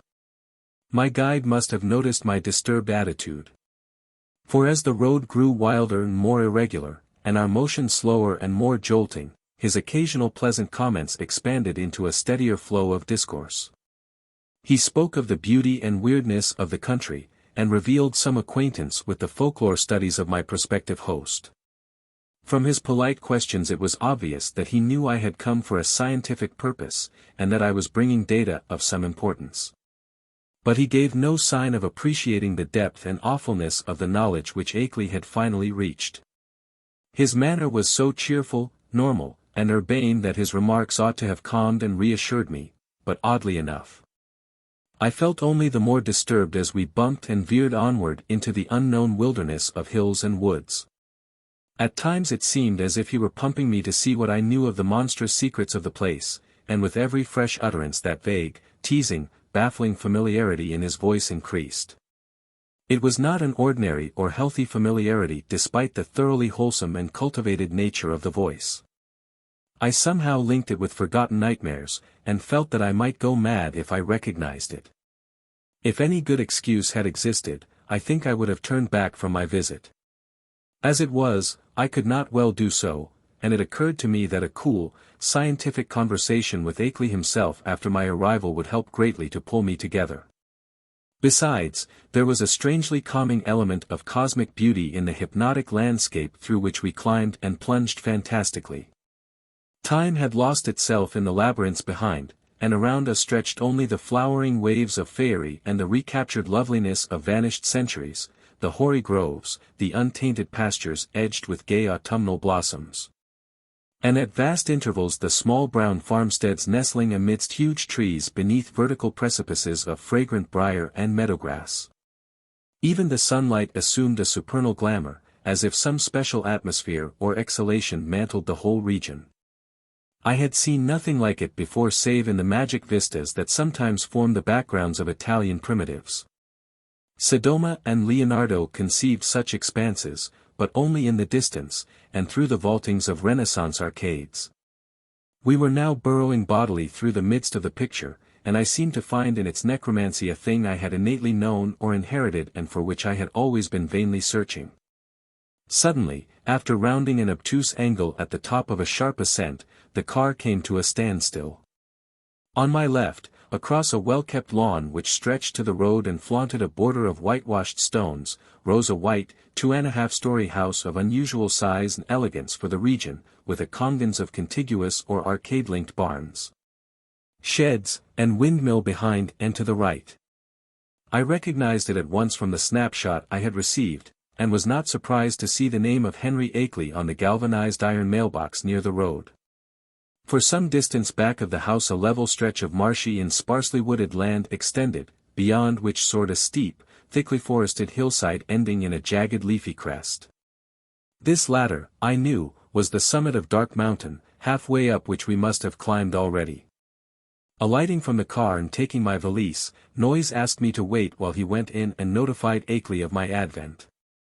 He himself, he added, had important business elsewhere, and could not stop for more than a moment. As he briskly walked up the path to the house I climbed out of the car myself, wishing to stretch my legs a little before settling down to a sedentary conversation. My feeling of nervousness and tension had risen to a maximum again now that I was on the actual scene of the morbid beleaguering described so hauntingly in Akeley's letters. And I honestly dreaded the coming discussions which were to link me with such alien and forbidden worlds. Close contact with the utterly bizarre is often more terrifying than inspiring. And it did not cheer me to think that this very bit of dusty road was the place where those monstrous tracks and that foetid green ichor had been found after moonless nights of fear and death. Idly I noticed that none of Akeley's dogs seemed to be about. Had he sold them all as soon as the outer ones made peace with him? Try as I might, I could not have the same confidence in the depth and sincerity of that peace which appeared in Akeley's final and queerly different letter. After all, he was a man of much simplicity and with little worldly experience. Was there not, perhaps, some deep and sinister undercurrent beneath the surface of the new alliance? Led by my thoughts, my eyes turned downward to the powdery road surface which had held such hideous testimonies. The last few days had been dry, and tracks of all sorts cluttered the rutted, irregular highway despite the unfrequented nature of the district. With a vague curiosity I began to trace the outline of some of the heterogeneous impressions, trying meanwhile to curb the flights of macabre fancy which the place and its memories suggested. There was something menacing and uncomfortable in the funereal stillness, in the muffled, subtle trickle of distant brooks, and in the crowding green peaks and black wooded precipices that choked the narrow horizon. And then an image shot into my consciousness which made those vague menaces and flights of fancy seem mild and insignificant indeed. I have said that I was scanning the miscellaneous prints in the road with a kind of idle curiosity, but all at once that curiosity was shockingly snuffed out by a sudden and paralyzing gust of active terror. For though the dust tracks were in general confused and overlapping, and unlikely to arrest any casual gaze, my restless vision had caught certain details near the spot where the path to the house joined the highway, and had recognized beyond doubt or hope the frightful significance of those details. It was not for nothing, alas, that I had pored for hours over the Kodak views of the outer one's clawprints which Akeley had sent. Too well did I know the marks of those loathsome nippers, and that hint of ambiguous direction which stamped the horrors as no creatures of this planet. No chance had been left me for merciful mistake.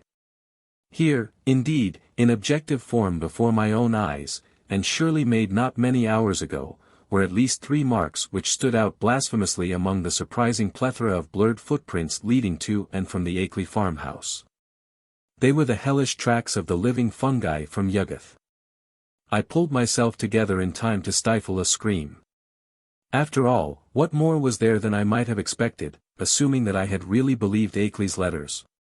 He had spoken of making peace with the things. Why, then, was it strange that some of them had visited his house? But the terror was stronger than the reassurance. Could any man be expected to look unmoved for the first time upon the clawmarks of animate beings from outer depths of space?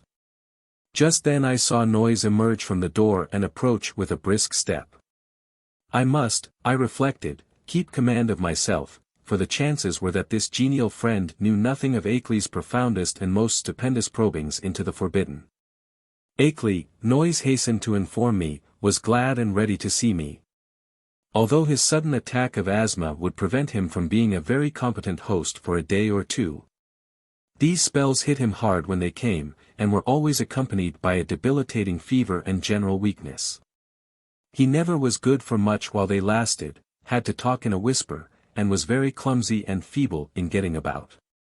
His feet and ankles swelled, too, so that he had to bandage them like a gouty old beef-eater. Today he was in rather bad shape, so that I would have to attend very largely to my own needs, but he was none the less eager for conversation. I would find him in the study at the left of the front hall, the room where the blinds were shut. He had to keep the sunlight out when he was ill, for his eyes were very sensitive. As Noyes bade me adieu and rode off northward in his car, I began to walk slowly toward the house. The door had been left ajar for me. But before approaching and entering I cast a searching glance around the whole place, trying to decide what had struck me as so intangibly queer about it. The barns and sheds looked trimly prosaic enough, and I noticed Akeley's battered Ford in its capacious, unguarded shelter. Then the secret of the queerness reached me. It was the total silence. Ordinarily a farm is at least moderately murmurous from its various kinds of livestock, but here all signs of life were missing. What of the hens and the dogs? The cows, of which Akeley had said he possessed several, might conceivably be out to pasture, and the dogs might possibly have been sold, but the absence of any trace of cackling or grunting was truly singular. I did not pause long on the path, but resolutely entered the open house door and closed it behind me. It had cost me a distinct psychological effort to do so, and now that I was shut inside I had a momentary longing for precipitate retreat. Not that the place was in the least sinister in visual suggestion, on the contrary, I thought the graceful late colonial hallway very tasteful and wholesome, and admired the evident breeding of the man who had furnished it. What made me wish to flee was something very attenuated and indefinable. Perhaps it was a certain odd odor which I thought I noticed, though I well knew how common musty odors are in even the best of ancient farmhouses. Chapter 7. Refusing to let these cloudy qualms overmaster me, I recalled Noyes's instructions and pushed open the six-paneled, brass-latched white door on my left. The room beyond was darkened as I had known before. And as I entered it I noticed that the queer odor was stronger there. There likewise appeared to be some faint, half-imaginary rhythm or vibration in the air. For a moment the closed blinds allowed me to see very little, but then a kind of apologetic hacking or whispering sound drew my attention to a great easy-chair in the farther, darker corner of the room. Within its shadowy depths I saw the white blur of a man's face and hands, and in a moment I had crossed to greet the figure who had tried to speak. Dim though the light was, I perceived that this was indeed my host. I had studied the Kodak picture repeatedly, and there could be no mistake about this firm, weather-beaten face with the cropped, grizzled beard. But as I looked again my recognition was mixed with sadness and anxiety. For certainly, his face was that of a very sick man. I felt that there must be something more than asthma behind that strained, rigid, immobile expression and unwinking glassy stare. And realized how terribly the strain of his frightful experiences must have told on him. Was it not enough to break any human being, even a younger man than this intrepid delver into the forbidden? The strange and sudden relief, I feared, had come too late to save him from something like a general breakdown. There was a touch of the pitiful in the limp, lifeless way his lean hands rested in his lap. He had on a loose dressing gown, and was swathed around the head and high around the neck with a vivid yellow scarf or hood. And then I saw that he was trying to talk in the same hacking whisper with which he had greeted me. It was a hard whisper to catch at first, since the grey mustache concealed all movements of the lips, and something in its timbre disturbed me greatly, but by concentrating my attention I could soon make out its purport surprisingly well. The accent was by no means a rustic one, and the language was even more polished than correspondence had led me to expect. "Mr. Wilmarth, I presume? You must pardon my not rising. I am quite ill, as Mr. Noyes must have told you. But I could not resist having you come just the same. You know what I wrote in my last letter, there is so much to tell you tomorrow when I shall feel better. I can't say how glad I am to see you in person after all our many letters. You have the file with you, of course. And the Kodak prints and records. Noyes put your valise in the hall, I suppose you saw it. For tonight I fear you'll have to wait on yourself to a great extent. Your room is upstairs, the one over this, and you'll see the bathroom door open at the head of the staircase. There's a meal spread for you in the dining room, right through this door at your right, which you can take whenever you feel like it. I'll be a better host tomorrow, but just now weakness leaves me helpless. Make yourself at home. You might take out the letters and pictures and records and put them on the table here before you go upstairs with your bag.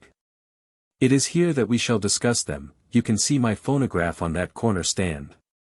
No, thanks, there's nothing you can do for me. I know these spells of old. Just come back for a little quiet visiting before night, and then go to bed when you please. I'll rest right here, perhaps sleep here all night as I often do. In the morning I'll be far better able to go into the things we must go into.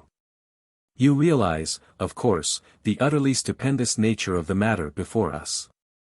To us, as to only a few men on this earth, there will be opened up gulfs of time and space and knowledge beyond anything within the conception of human science or philosophy. Do you know that Einstein is wrong, and that certain objects and forces can move with a velocity greater than that of light? With proper aid I expect to go backward and forward in time, and actually see and feel the earth of remote past and future epochs. You can't imagine the degree to which those beings have carried science. There is nothing they can't do with the mind and body of living organisms. I expect to visit other planets, and even other stars and galaxies. The first trip will be to Yuggoth, the nearest world fully peopled by the beings. It is a strange dark orb at the very rim of our solar system, unknown to earthly astronomers as yet. But I must have written you about this. At the proper time, you know, the beings there will direct thought currents toward us and cause it to be discovered, or perhaps let one of their human allies give the scientists a hint. There are mighty cities on Yuggoth, great tiers of terraced towers built of black stone like the specimen I tried to send you. That came from Yuggoth. The sun shines there no brighter than a star, but the beings need no light. They have other subtler senses, and put no windows in their great houses and temples. Light even hurts and hampers and confuses them, for it does not exist at all in the black cosmos outside time and space where they came from originally. To visit Yuggoth would drive any weak man mad, yet I am going there. The black rivers of pitch that flow under those mysterious cyclopean bridges, things built by some elder race extinct and forgotten before the beings came to Yuggoth from the ultimate voids, ought to be enough to make any man a Dante or Poe if he can keep sane long enough to tell what he has seen. But remember, that dark world of fungoid gardens and windowless cities isn't really terrible. It is only to us that it would seem so. Probably this world seemed just as terrible to the beings when they first explored it in the primal age. You know they were here long before the fabulous epoch of Cthulhu was over, and remember all about sunken Relia when it was above the waters. They've been inside the earth, too. There are openings which human beings know nothing of, some of them in these very Vermont hills, and great worlds of unknown life down there, blue-lit and Yen, red-lit and Yath, and black, lightless and Kai. It's from Kai that frightful Tsathoggua came. You know, the amorphous, toad-like god creature mentioned in the Nicotic manuscripts and the Necronomicon and the Comorium myth cycle preserved by the Atlantean high priest Clarkashton. But we will talk of all this later on. It must be 4 or 5 o'clock by this time. Better bring the stuff from your bag, take a bite, and then come back for a comfortable chat. Very slowly I turned and began to obey my host. Fetching my valise, extracting and depositing the desired articles, and finally ascending to the room designated as mine. With the memory of that roadside clawprint fresh in my mind, Akeley's whispered paragraphs had affected me queerly. And the hints of familiarity with this unknown world of fungus life, forbidden Yuggoth, made my flesh creep more than I cared to own. I was tremendously sorry about Akeley's illness, but had to confess that his hoarse whisper had a hateful as well as pitiful quality. If only he wouldn't gloat so about Yuggoth and its black secrets. My room proved a very pleasant and well-furnished one, devoid alike of the musty odor and disturbing sense of vibration, and after leaving my valise there I descended again to greet Akeley and take the lunch he had set out for me. The dining room was just beyond the study, and I saw that a kitchen L extended still farther in the same direction. On the dining table an ample array of sandwiches, cake, and cheese awaited me, and a thermos bottle beside a cup and saucer testified that hot coffee had not been forgotten. After a well-relished meal I poured myself a liberal cup of coffee, but found that the culinary standard had suffered a lapse in this one detail. My first spoonful revealed a faintly unpleasant acrid taste, so that I did not take more. Throughout the lunch I thought of Akeley sitting silently in the great chair in the darkened next room. Once I went in to beg him to share the repast, but he whispered that he could eat nothing as yet. Later on, just before he slept, he would take some malted milk, all he ought to have that day. After lunch I insisted on clearing the dishes away and washing them in the kitchen sink, incidentally emptying the coffee which I had not been able to appreciate. Then returning to the darkened study I drew up a chair near my host's corner and prepared for such conversation as he might feel inclined to conduct. The letters, pictures, and record were still on the large center table, but for the nonce we did not have to draw upon them. Before long I forgot even the bizarre odor and curious suggestions of vibration. I have said that there were things in some of Akeley's letters, especially the second and most voluminous one, which I would not dare to quote or even form into words on paper. This hesitancy applies with still greater force to the things I heard whispered that evening in the darkened room among the lonely hills. Of the extent of the cosmic horrors unfolded by that raucous voice I cannot even hint. He had known hideous things before, but what he had learned since making his pact with the outside things was almost too much for sanity to bear. Even now I absolutely refuse to believe what he implied about the constitution of ultimate infinity, the juxtaposition of dimensions, and the frightful position of our known cosmos of space and time in the unending chain of linked cosmos atoms which makes up the immediate supercosmos of curves, angles, and material and semi-material electronic organization. Never was a sane man more dangerously close to the arcana of basic entity, never was an organic brain nearer to utter annihilation in the chaos that transcends form and force and symmetry. I learned whence Cthulhu first came, and why half the great temporary stars of history had flared forth. I guessed, from hints which made even my informant pause timidly, the secret behind the Magellanic clouds and globular nebulae, and the black truth veiled by the immemorial allegory of Tau. The nature of the doles was plainly revealed, and I was told the essence, though not the source, of the hounds of Tindalos. The legend of Yig, father of serpents, remained figurative no longer, and I started with loathing when told of the monstrous nuclear chaos beyond angled space which the Necronomicon had mercifully cloaked under the name of Azathoth. It was shocking to have the foulest nightmares of secret myth cleared up in concrete terms whose stark, morbid hatefulness exceeded the boldest hints of ancient and medieval mystics. Ineluctably I was led to believe that the first whisperers of these accursed tales must have had discourse with Akeley's outer ones, and perhaps have visited outer cosmic realms as Akeley now proposed visiting them. I was told of the black stone and what it implied, and was glad that it had not reached me. My guesses about those hieroglyphics had been all too correct. And yet Akeley now seemed reconciled to the whole fiendish system he had stumbled upon. Reconciled and eager to probe farther into the monstrous abyss. I wondered what beings he had talked with since his last letter to me, and whether many of them had been as human as that first emissary he had mentioned. The tension in my head grew insufferable, and I built up all sorts of wild theories about that queer, persistent odor and those insidious hints of vibration in the darkened room. Night was falling now, and as I recalled what Akeley had written me about those earlier nights I shuddered to think there would be no moon. Nor did I like the way the farmhouse nestled in the lee of that colossal forested slope leading up to Dark Mountain's unvisited crest. With Akeley's permission I lighted a small oil lamp, turned it low, and set it on a distant bookcase beside the ghostly bust of Milton.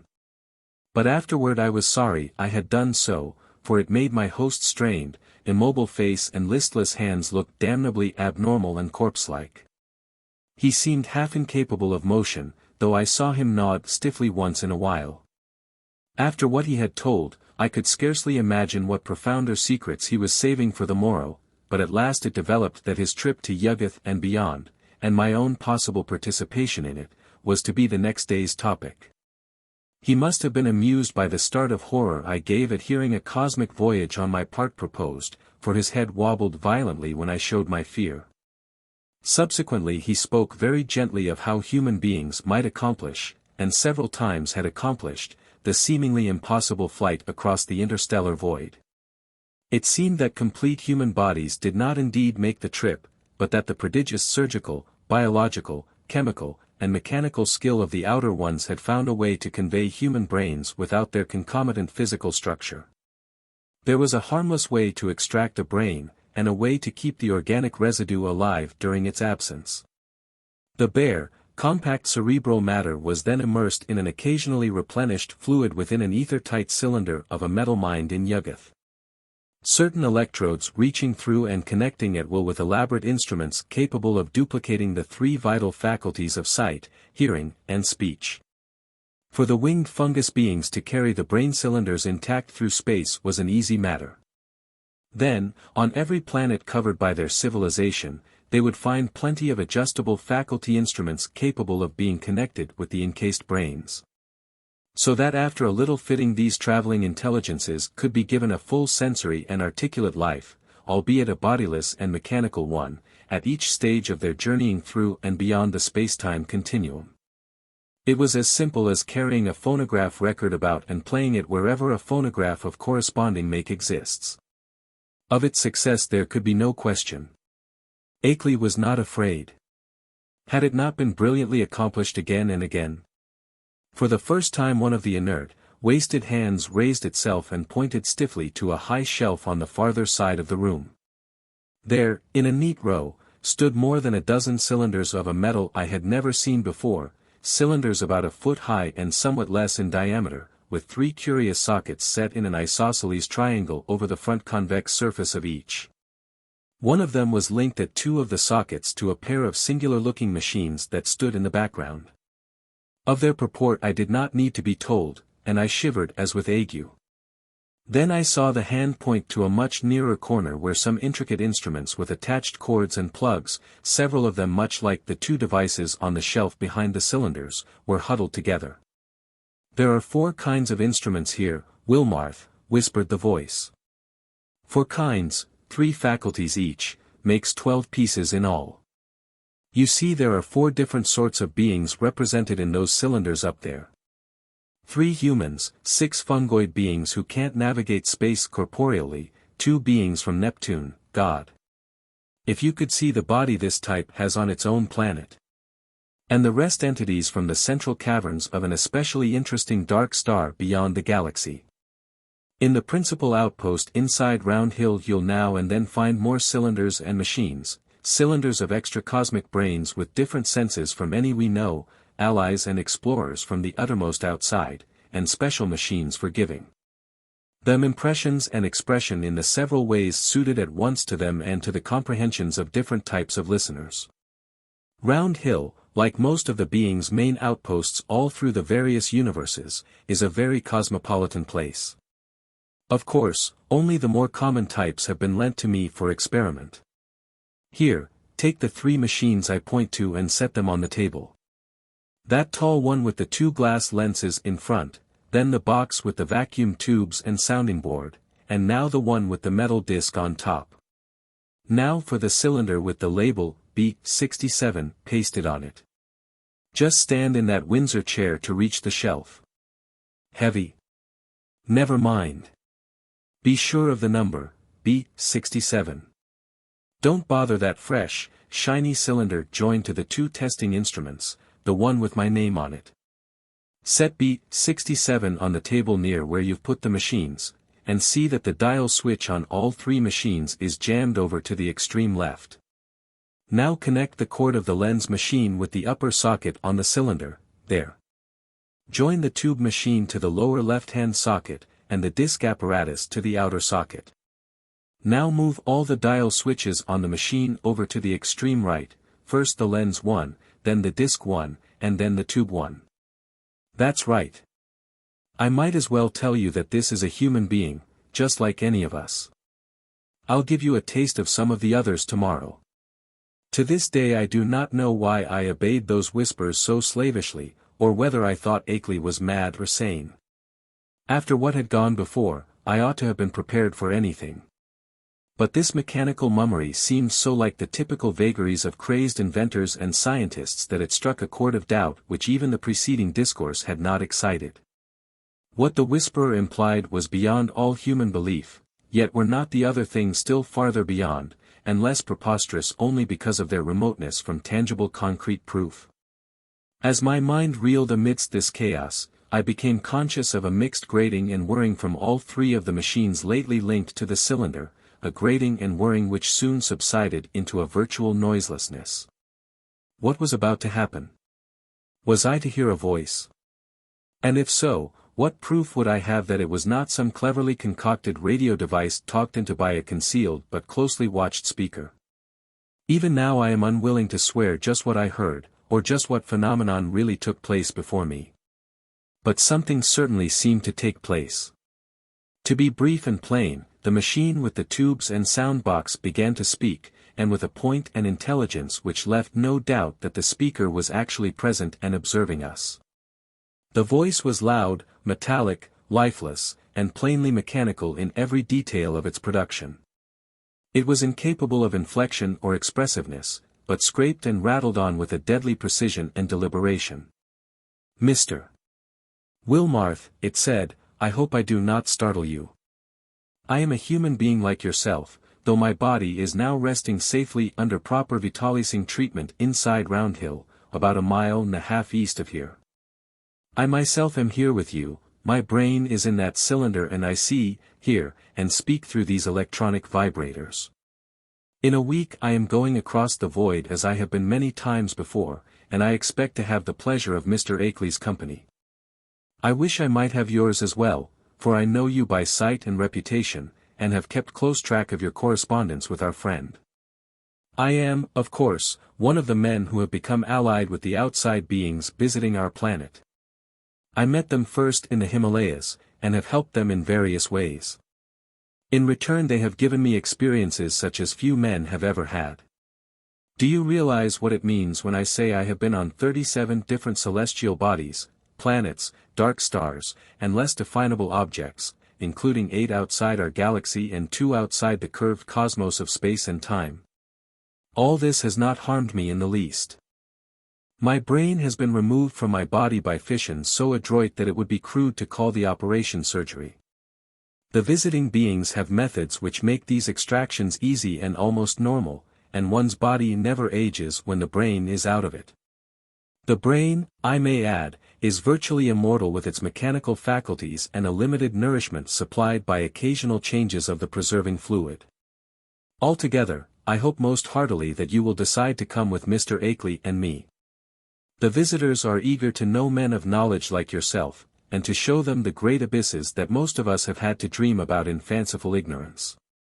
It may seem strange at first to meet them, but I know you will be above minding that. I think Mr. Noyes will go along, too, the man who doubtless brought you up here in his car. He has been one of us for years. I suppose you recognized his voice as one of those on the record Mr. Akeley sent you." At my violent start the speaker paused a moment before concluding. "So Mr. Wilmarth, I will leave the matter to you, merely adding that a man with your love of strangeness and folklore ought never to miss such a chance as this. There is nothing to fear. All transitions are painless, and there is much to enjoy in a wholly mechanized state of sensation. When the electrodes are disconnected, one merely drops off into a sleep of especially vivid and fantastic dreams. And now, if you don't mind, we might adjourn our session till tomorrow. Good night. Just turn all the switches back to the left, never mind the exact order, though you might let the lens machine be last. Good night, Mr. Akeley, treat our guest well. Ready now with those switches?" That was all. I obeyed mechanically and shut off all 3 switches, though dazed with doubt of everything that had occurred. My head was still reeling as I heard Akeley's whispering voice telling me that I might leave all the apparatus on the table just as it was. He did not essay any comment on what had happened, and indeed no comment could have conveyed much to my burdened faculties. I heard him telling me I could take the lamp to use in my room, and deduced that he wished to rest alone in the dark. It was surely time he rested, for his discourse of the afternoon and evening had been such as to exhaust even a vigorous man. Still dazed, I bade my host good night and went upstairs with the lamp, although I had an excellent pocket flashlight with me. I was glad to be out of that downstairs study with the queer odor and vague suggestions of vibration. Yet could not of course escape a hideous sense of dread and peril and cosmic abnormality as I thought of the place I was in and the forces I was meeting. The wild, lonely region, the black, mysteriously forested slope towering so close behind the house.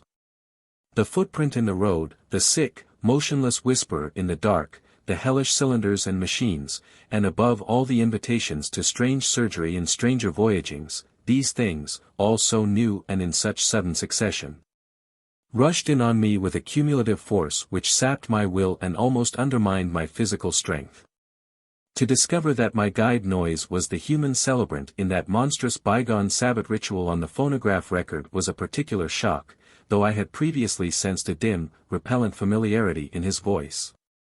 Another special shock came from my own attitude toward my host whenever I paused to analyze it, for much as I had instinctively liked Akeley as revealed in his correspondence, I now found that he filled me with a distinct repulsion. His illness ought to have excited my pity, but instead, it gave me a kind of shudder. He was so rigid and inert and corpse-like, and that incessant whispering was so hateful and unhuman. It occurred to me that this whispering was different from anything else of the kind I had ever heard. That, despite the curious motionlessness of the speaker's mustache-screened lips, it had a latent strength and carrying power remarkable for the wheezing of an asthmatic. I had been able to understand the speaker when wholly across the room, and once or twice it had seemed to me that the faint but penetrant sounds represented not so much weakness as deliberate repression, for what reason I could not guess. From the first I had felt a disturbing quality in their timbre. Now, when I tried to weigh the matter, I thought I could trace this impression to a kind of subconscious familiarity like that which had made Noise's voice so hazily ominous. But when or where I had encountered the thing it hinted at, was more than I could tell. One thing was certain, I would not spend another night here. My scientific zeal had vanished amidst fear and loathing, and I felt nothing now but a wish to escape from this net of morbidity and unnatural revelation. I knew enough now. It must indeed be true that strange cosmic linkages do exist, but such things are surely not meant for normal human beings to meddle with. Blasphemous influences seemed to surround me and press chokingly upon my senses. Sleep, I decided, would be out of the question, so I merely extinguished the lamp and threw myself on the bed fully dressed. No doubt it was absurd, but I kept ready for some unknown emergency. Gripping in my right hand the revolver I had brought along, and holding the pocket flashlight in my left. Not a sound came from below, and I could imagine how my host was sitting there with cadaverous stiffness in the dark. Somewhere I heard a clock ticking, and was vaguely grateful for the normality of the sound. It reminded me, though, of another thing about the region which disturbed me, the total absence of animal life. There were certainly no farm beasts about, and now I realized that even the accustomed night noises of wild living things were absent. Except for the sinister trickle of distant unseen waters, that stillness was anomalous, interplanetary, and I wondered what star-spawned, intangible blight could be hanging over the region. I recalled from old legends that dogs and other beasts had always hated the outer ones, and thought of what those tracks in the road might mean.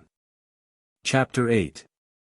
Do not ask me how long my unexpected lapse into slumber lasted, or how much of what ensued was sheer dream. If I tell you that I awakened at a certain time, and heard and saw certain things, you will merely answer that I did not wake then. And that everything was a dream until the moment when I rushed out of the house, stumbled to the shed where I had seen the old Ford, and seized that ancient vehicle for a mad Aimless race over the haunted hills which at last landed me, after hours of jolting and winding through forest-threatened labyrinths, in a village which turned out to be Townshend. You will also, of course, discount everything else in my report, and declare that all the pictures, record sounds, cylinder and machine sounds, and kindred evidences were bits of pure deception practiced on me by the missing Henry Akeley.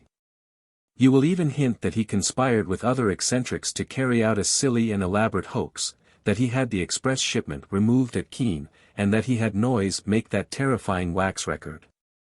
It is odd, though, that Noyes has not ever yet been identified, that he was unknown at any of the villages near Akeley's place, though he must have been frequently in the region. I wish I had stopped to memorize the license number of his car, or perhaps it is better after all that I did not. For I, despite all you can say, and despite all I sometimes try to say to myself, know that loathsome outside influences must be lurking there in the half-unknown hills, and that those influences have spies and emissaries in the world of men. To keep as far as possible from such influences and such emissaries is all that I ask of life in future. When my frantic story sent a sheriff's posse out to the farmhouse, Akeley was gone without leaving a trace. His loose dressing gown, yellow scarf, and foot bandages lay on the study floor near his corner easy chair, and it could not be decided whether any of his other apparel had vanished with him. The dogs and livestock were indeed missing, and there were some curious bullet holes both on the house's exterior and on some of the walls within, but beyond this nothing unusual could be detected. No cylinders or machines, none of the evidences I had brought in my valise, no queer odor or vibration sense, no footprints in the road, and none of the problematical things I glimpsed at the very last. I stayed a week in Brattleboro after my escape, making inquiries among people of every kind who had known Akeley, and the results convince me that the matter is no figment of dream or delusion. Akeley's queer purchase of dogs and ammunition and chemicals, and the cutting of his telephone wires, are matters of record. While all who knew him, including his son in California, concede that his occasional remarks on strange studies had a certain consistency. Solid citizens believe he was mad, and unhesitatingly pronounce all reported evidences mere hoaxes devised with insane cunning and perhaps abetted by eccentric associates, but the lowlier country folk sustain his statements in every detail. He had showed some of these rustics his photographs and black stone, and had played the hideous record for them, and they all said the footprints and buzzing voice were like those described in ancestral legends. They said, too, that suspicious sights and sounds had been noticed increasingly around Akeley's house after he found the black stone, and that the place was now avoided by everybody except the mailman and other casual, tough-minded people. Dark Mountain and Round Hill were both notoriously haunted spots, and I could find no one who had ever closely explored either. Occasional disappearances of natives throughout the district's history were well attested, and these now included the semi-vagabond Walter Brown, whom Akeley's letters had mentioned. I even came upon one farmer who thought he had personally glimpsed one of the queer bodies at flood time in the swollen West River, but his tale was too confused to be really valuable.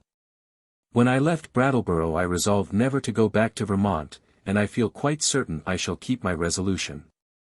Those wild hills are surely the outpost of a frightful cosmic race, as I doubt all the less since reading that a new ninth planet has been glimpsed beyond Neptune, just as those influences had said it would be glimpsed. Astronomers, with a hideous appropriateness they little suspect, have named this thing Pluto. I feel, beyond question, that it is nothing less than Night Yuggoth, and I shiver when I try to figure out the real reason why its monstrous denizens wish it to be known in this way at this especial time. I vainly try to assure myself that these demoniac creatures are not gradually leading up to some new policy hurtful to the earth and its normal inhabitants. But I have still to tell of the ending of that terrible night in the farmhouse. As I have said, I did finally drop into a troubled doze, a doze filled with bits of dream which involved monstrous landscape glimpses. Just what awake me I cannot yet say, but that I did indeed awake at this given point I feel very certain. My first confused impression was of stealthily creaking floorboards in the hall outside my door, and of a clumsy, muffled fumbling at the latch. This, however, ceased almost at once. So that my really clear impressions begin with the voices heard from the study below. There seemed to be several speakers, and I judged that they were controversially engaged. By the time I had listened a few seconds I was broad awake, for the nature of the voices was such as to make all thought of sleep ridiculous. The tones were curiously varied, and no one who had listened to that accursed phonograph record could harbor any doubts about the nature of at least two of them. Hideous though the idea was, I knew that I was under the same roof with nameless things from abysmal space, for those two voices were unmistakably the blasphemous buzzings which the outside beings used in their communication with men. The two were individually different in pitch, accent, and tempo, but they were both of the same damnable general kind. A third voice was indubitably that of a mechanical utterance machine connected with one of the detached brains in the cylinders. There was as little doubt about that as about the buzzings. For the loud, metallic, lifeless voice of the previous evening, with its inflectionless, expressionless scraping and rattling, and its impersonal precision and deliberation, had been utterly unforgettable. For a time I did not pause to question whether the intelligence behind the scraping was the identical one which had formerly talked to me. But shortly afterward I reflected that any brain would emit vocal sounds of the same quality if linked to the same mechanical speech producer, the only possible differences being in language, rhythm, speed, and pronunciation. To complete the eldritch colloquy there were two actually human voices, one the crude speech of an unknown and evidently rustic man, and the other the suave Bostonian tones of my erstwhile guide Noise. As I tried to catch the words which the stoutly fashioned floor so bafflingly intercepted, I was also conscious of a great deal of stirring and scratching and shuffling in the room below. So that I could not escape the impression that it was full of living beings, many more than the few whose speech I could single out. The exact nature of this stirring is extremely hard to describe, for very few good bases of comparison exist. Objects seemed now and then to move across the room like conscious entities, the sound of their footfalls having something about it like a loose, hard-surfaced clattering, as of the contact of ill-coordinated surfaces of horn or hard rubber. It was, to use a more concrete but less accurate comparison, as if people with loose, splintery wooden shoes were shambling and rattling about on the polished board floor. Of the nature and appearance of those responsible for the sounds, I did not care to speculate. Before long I saw that it would be impossible to distinguish any connected discourse. Isolated words, including the names of Akeley and myself, now and then floated up, especially when uttered by the mechanical speech producer, but their true significance was lost for want of continuous context. Today I refuse to form any definite deductions from them, and even their frightful effect on me was one of suggestion rather than of revelation. A terrible and abnormal conclave, I felt certain, was assembled below me. But for what shocking deliberations I could not tell. It was curious how this unquestioned sense of the malign and the blasphemous pervaded me despite Akeley's assurances of the outsider's friendliness. With patient listening I began to distinguish clearly between voices, even though I could not grasp much of what any of the voices said. I seemed to catch certain typical emotions behind some of the speakers. One of the buzzing voices, for example, held an unmistakable note of authority, whilst the mechanical voice, notwithstanding its artificial loudness and regularity, seemed to be in a position of subordination and pleading.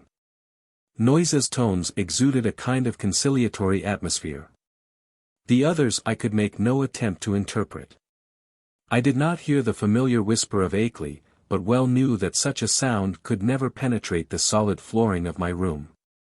I will try to set down some of the few disjointed words and other sounds I caught, labeling the speakers of the words as best I know how. It was from the speech machine that I first picked up a few recognizable phrases. The speech machine. Brought it on myself, sent back the letters and the record, and on it, taken in, seeing and hearing, damn you, impersonal force, after all, fresh, shiny cylinder, great God. First buzzing voice. Time we stopped, small and human. Akeley, brain, saying. Second buzzing voice. Nyarlathotep. Wilmarth, records and letters, cheap imposture. Noise. An unpronounceable word or name, possibly Ngakthun, harmless, peace, couple of weeks, theatrical, told you that before. First buzzing voice. No reason, original plan, effects. Noise can watch round hill, fresh cylinder. Noises car. Noise. Well, all yours, down here, rest, place. Several voices at once in indistinguishable speech. Many footsteps. Including the peculiar loose stirring or clattering. A curious sort of flapping sound. The sound of an automobile starting and receding. Silence. That is the substance of what my ears brought me as I lay rigid upon that strange upstairs bed in the haunted farmhouse among the demoniac hills, lay there fully dressed.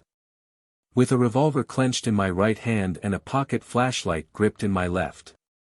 I became, as I have said, broad awake, but a kind of obscure paralysis nevertheless kept me inert till long after the last echoes of the sounds had died away.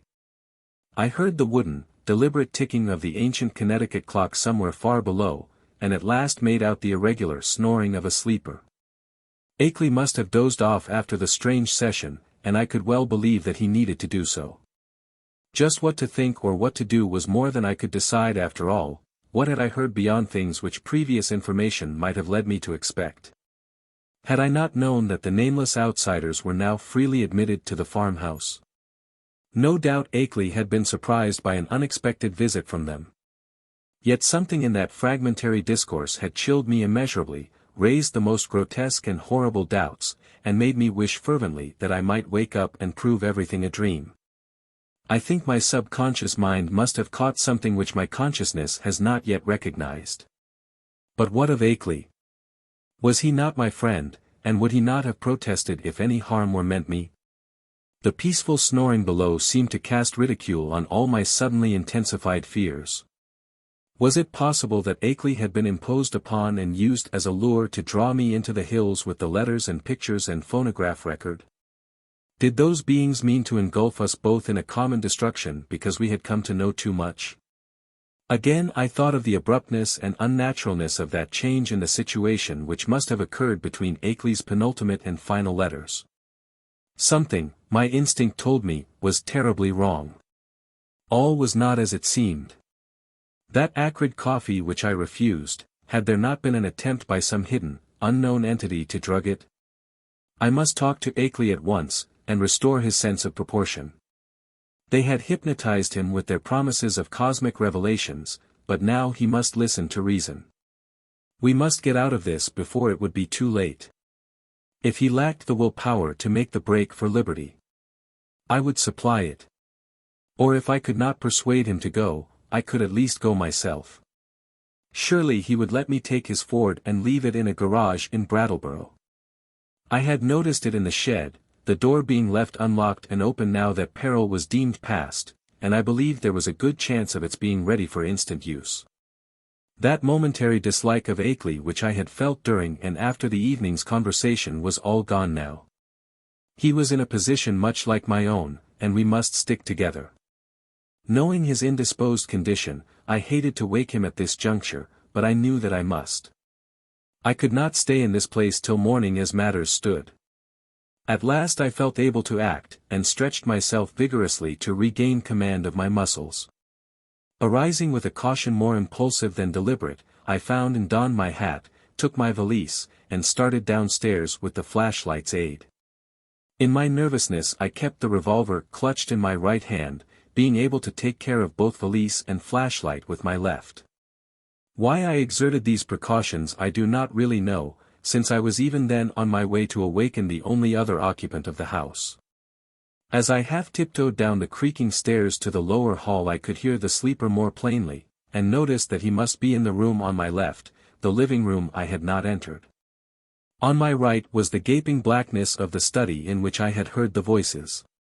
Pushing open the unlatched door of the living room I traced a path with the flashlight toward the source of the snoring, and finally turned the beams on the sleeper's face.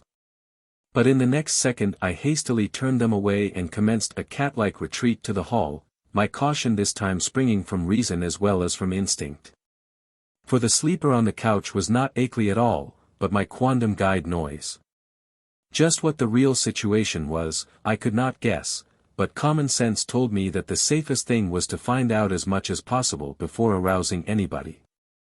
Regaining the hall, I silently closed and latched the living room door after me, thereby lessening the chances of awakening noise. I now cautiously entered the dark study, where I expected to find Akeley, whether asleep or awake, in the great corner chair which was evidently his favorite resting place.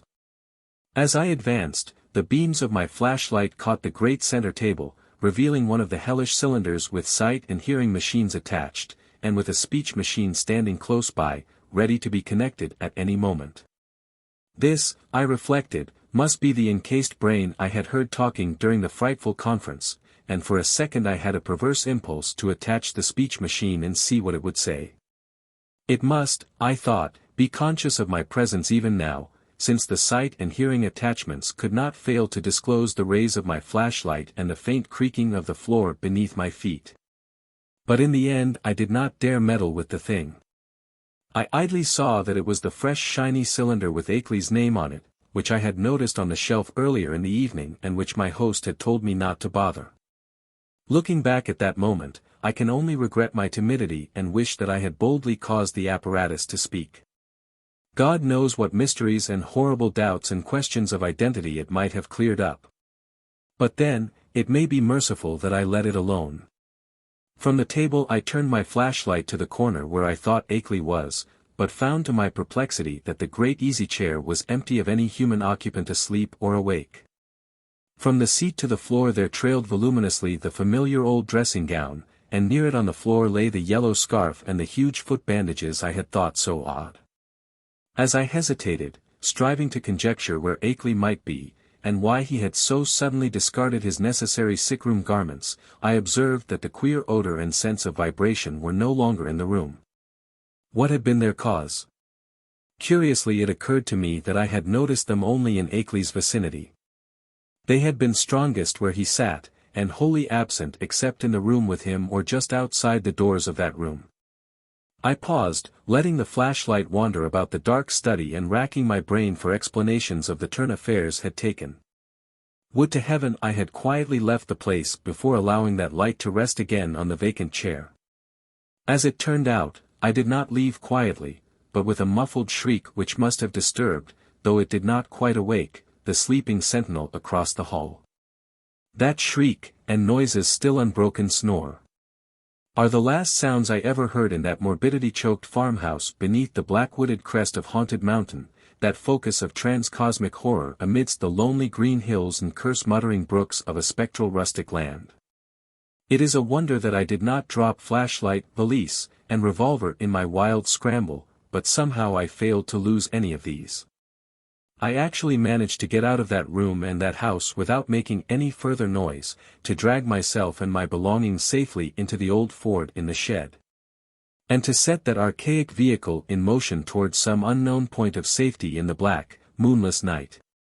The ride that followed was a piece of delirium out of Poe or Rimbaud or the drawings of Doré, but finally I reached Townshend.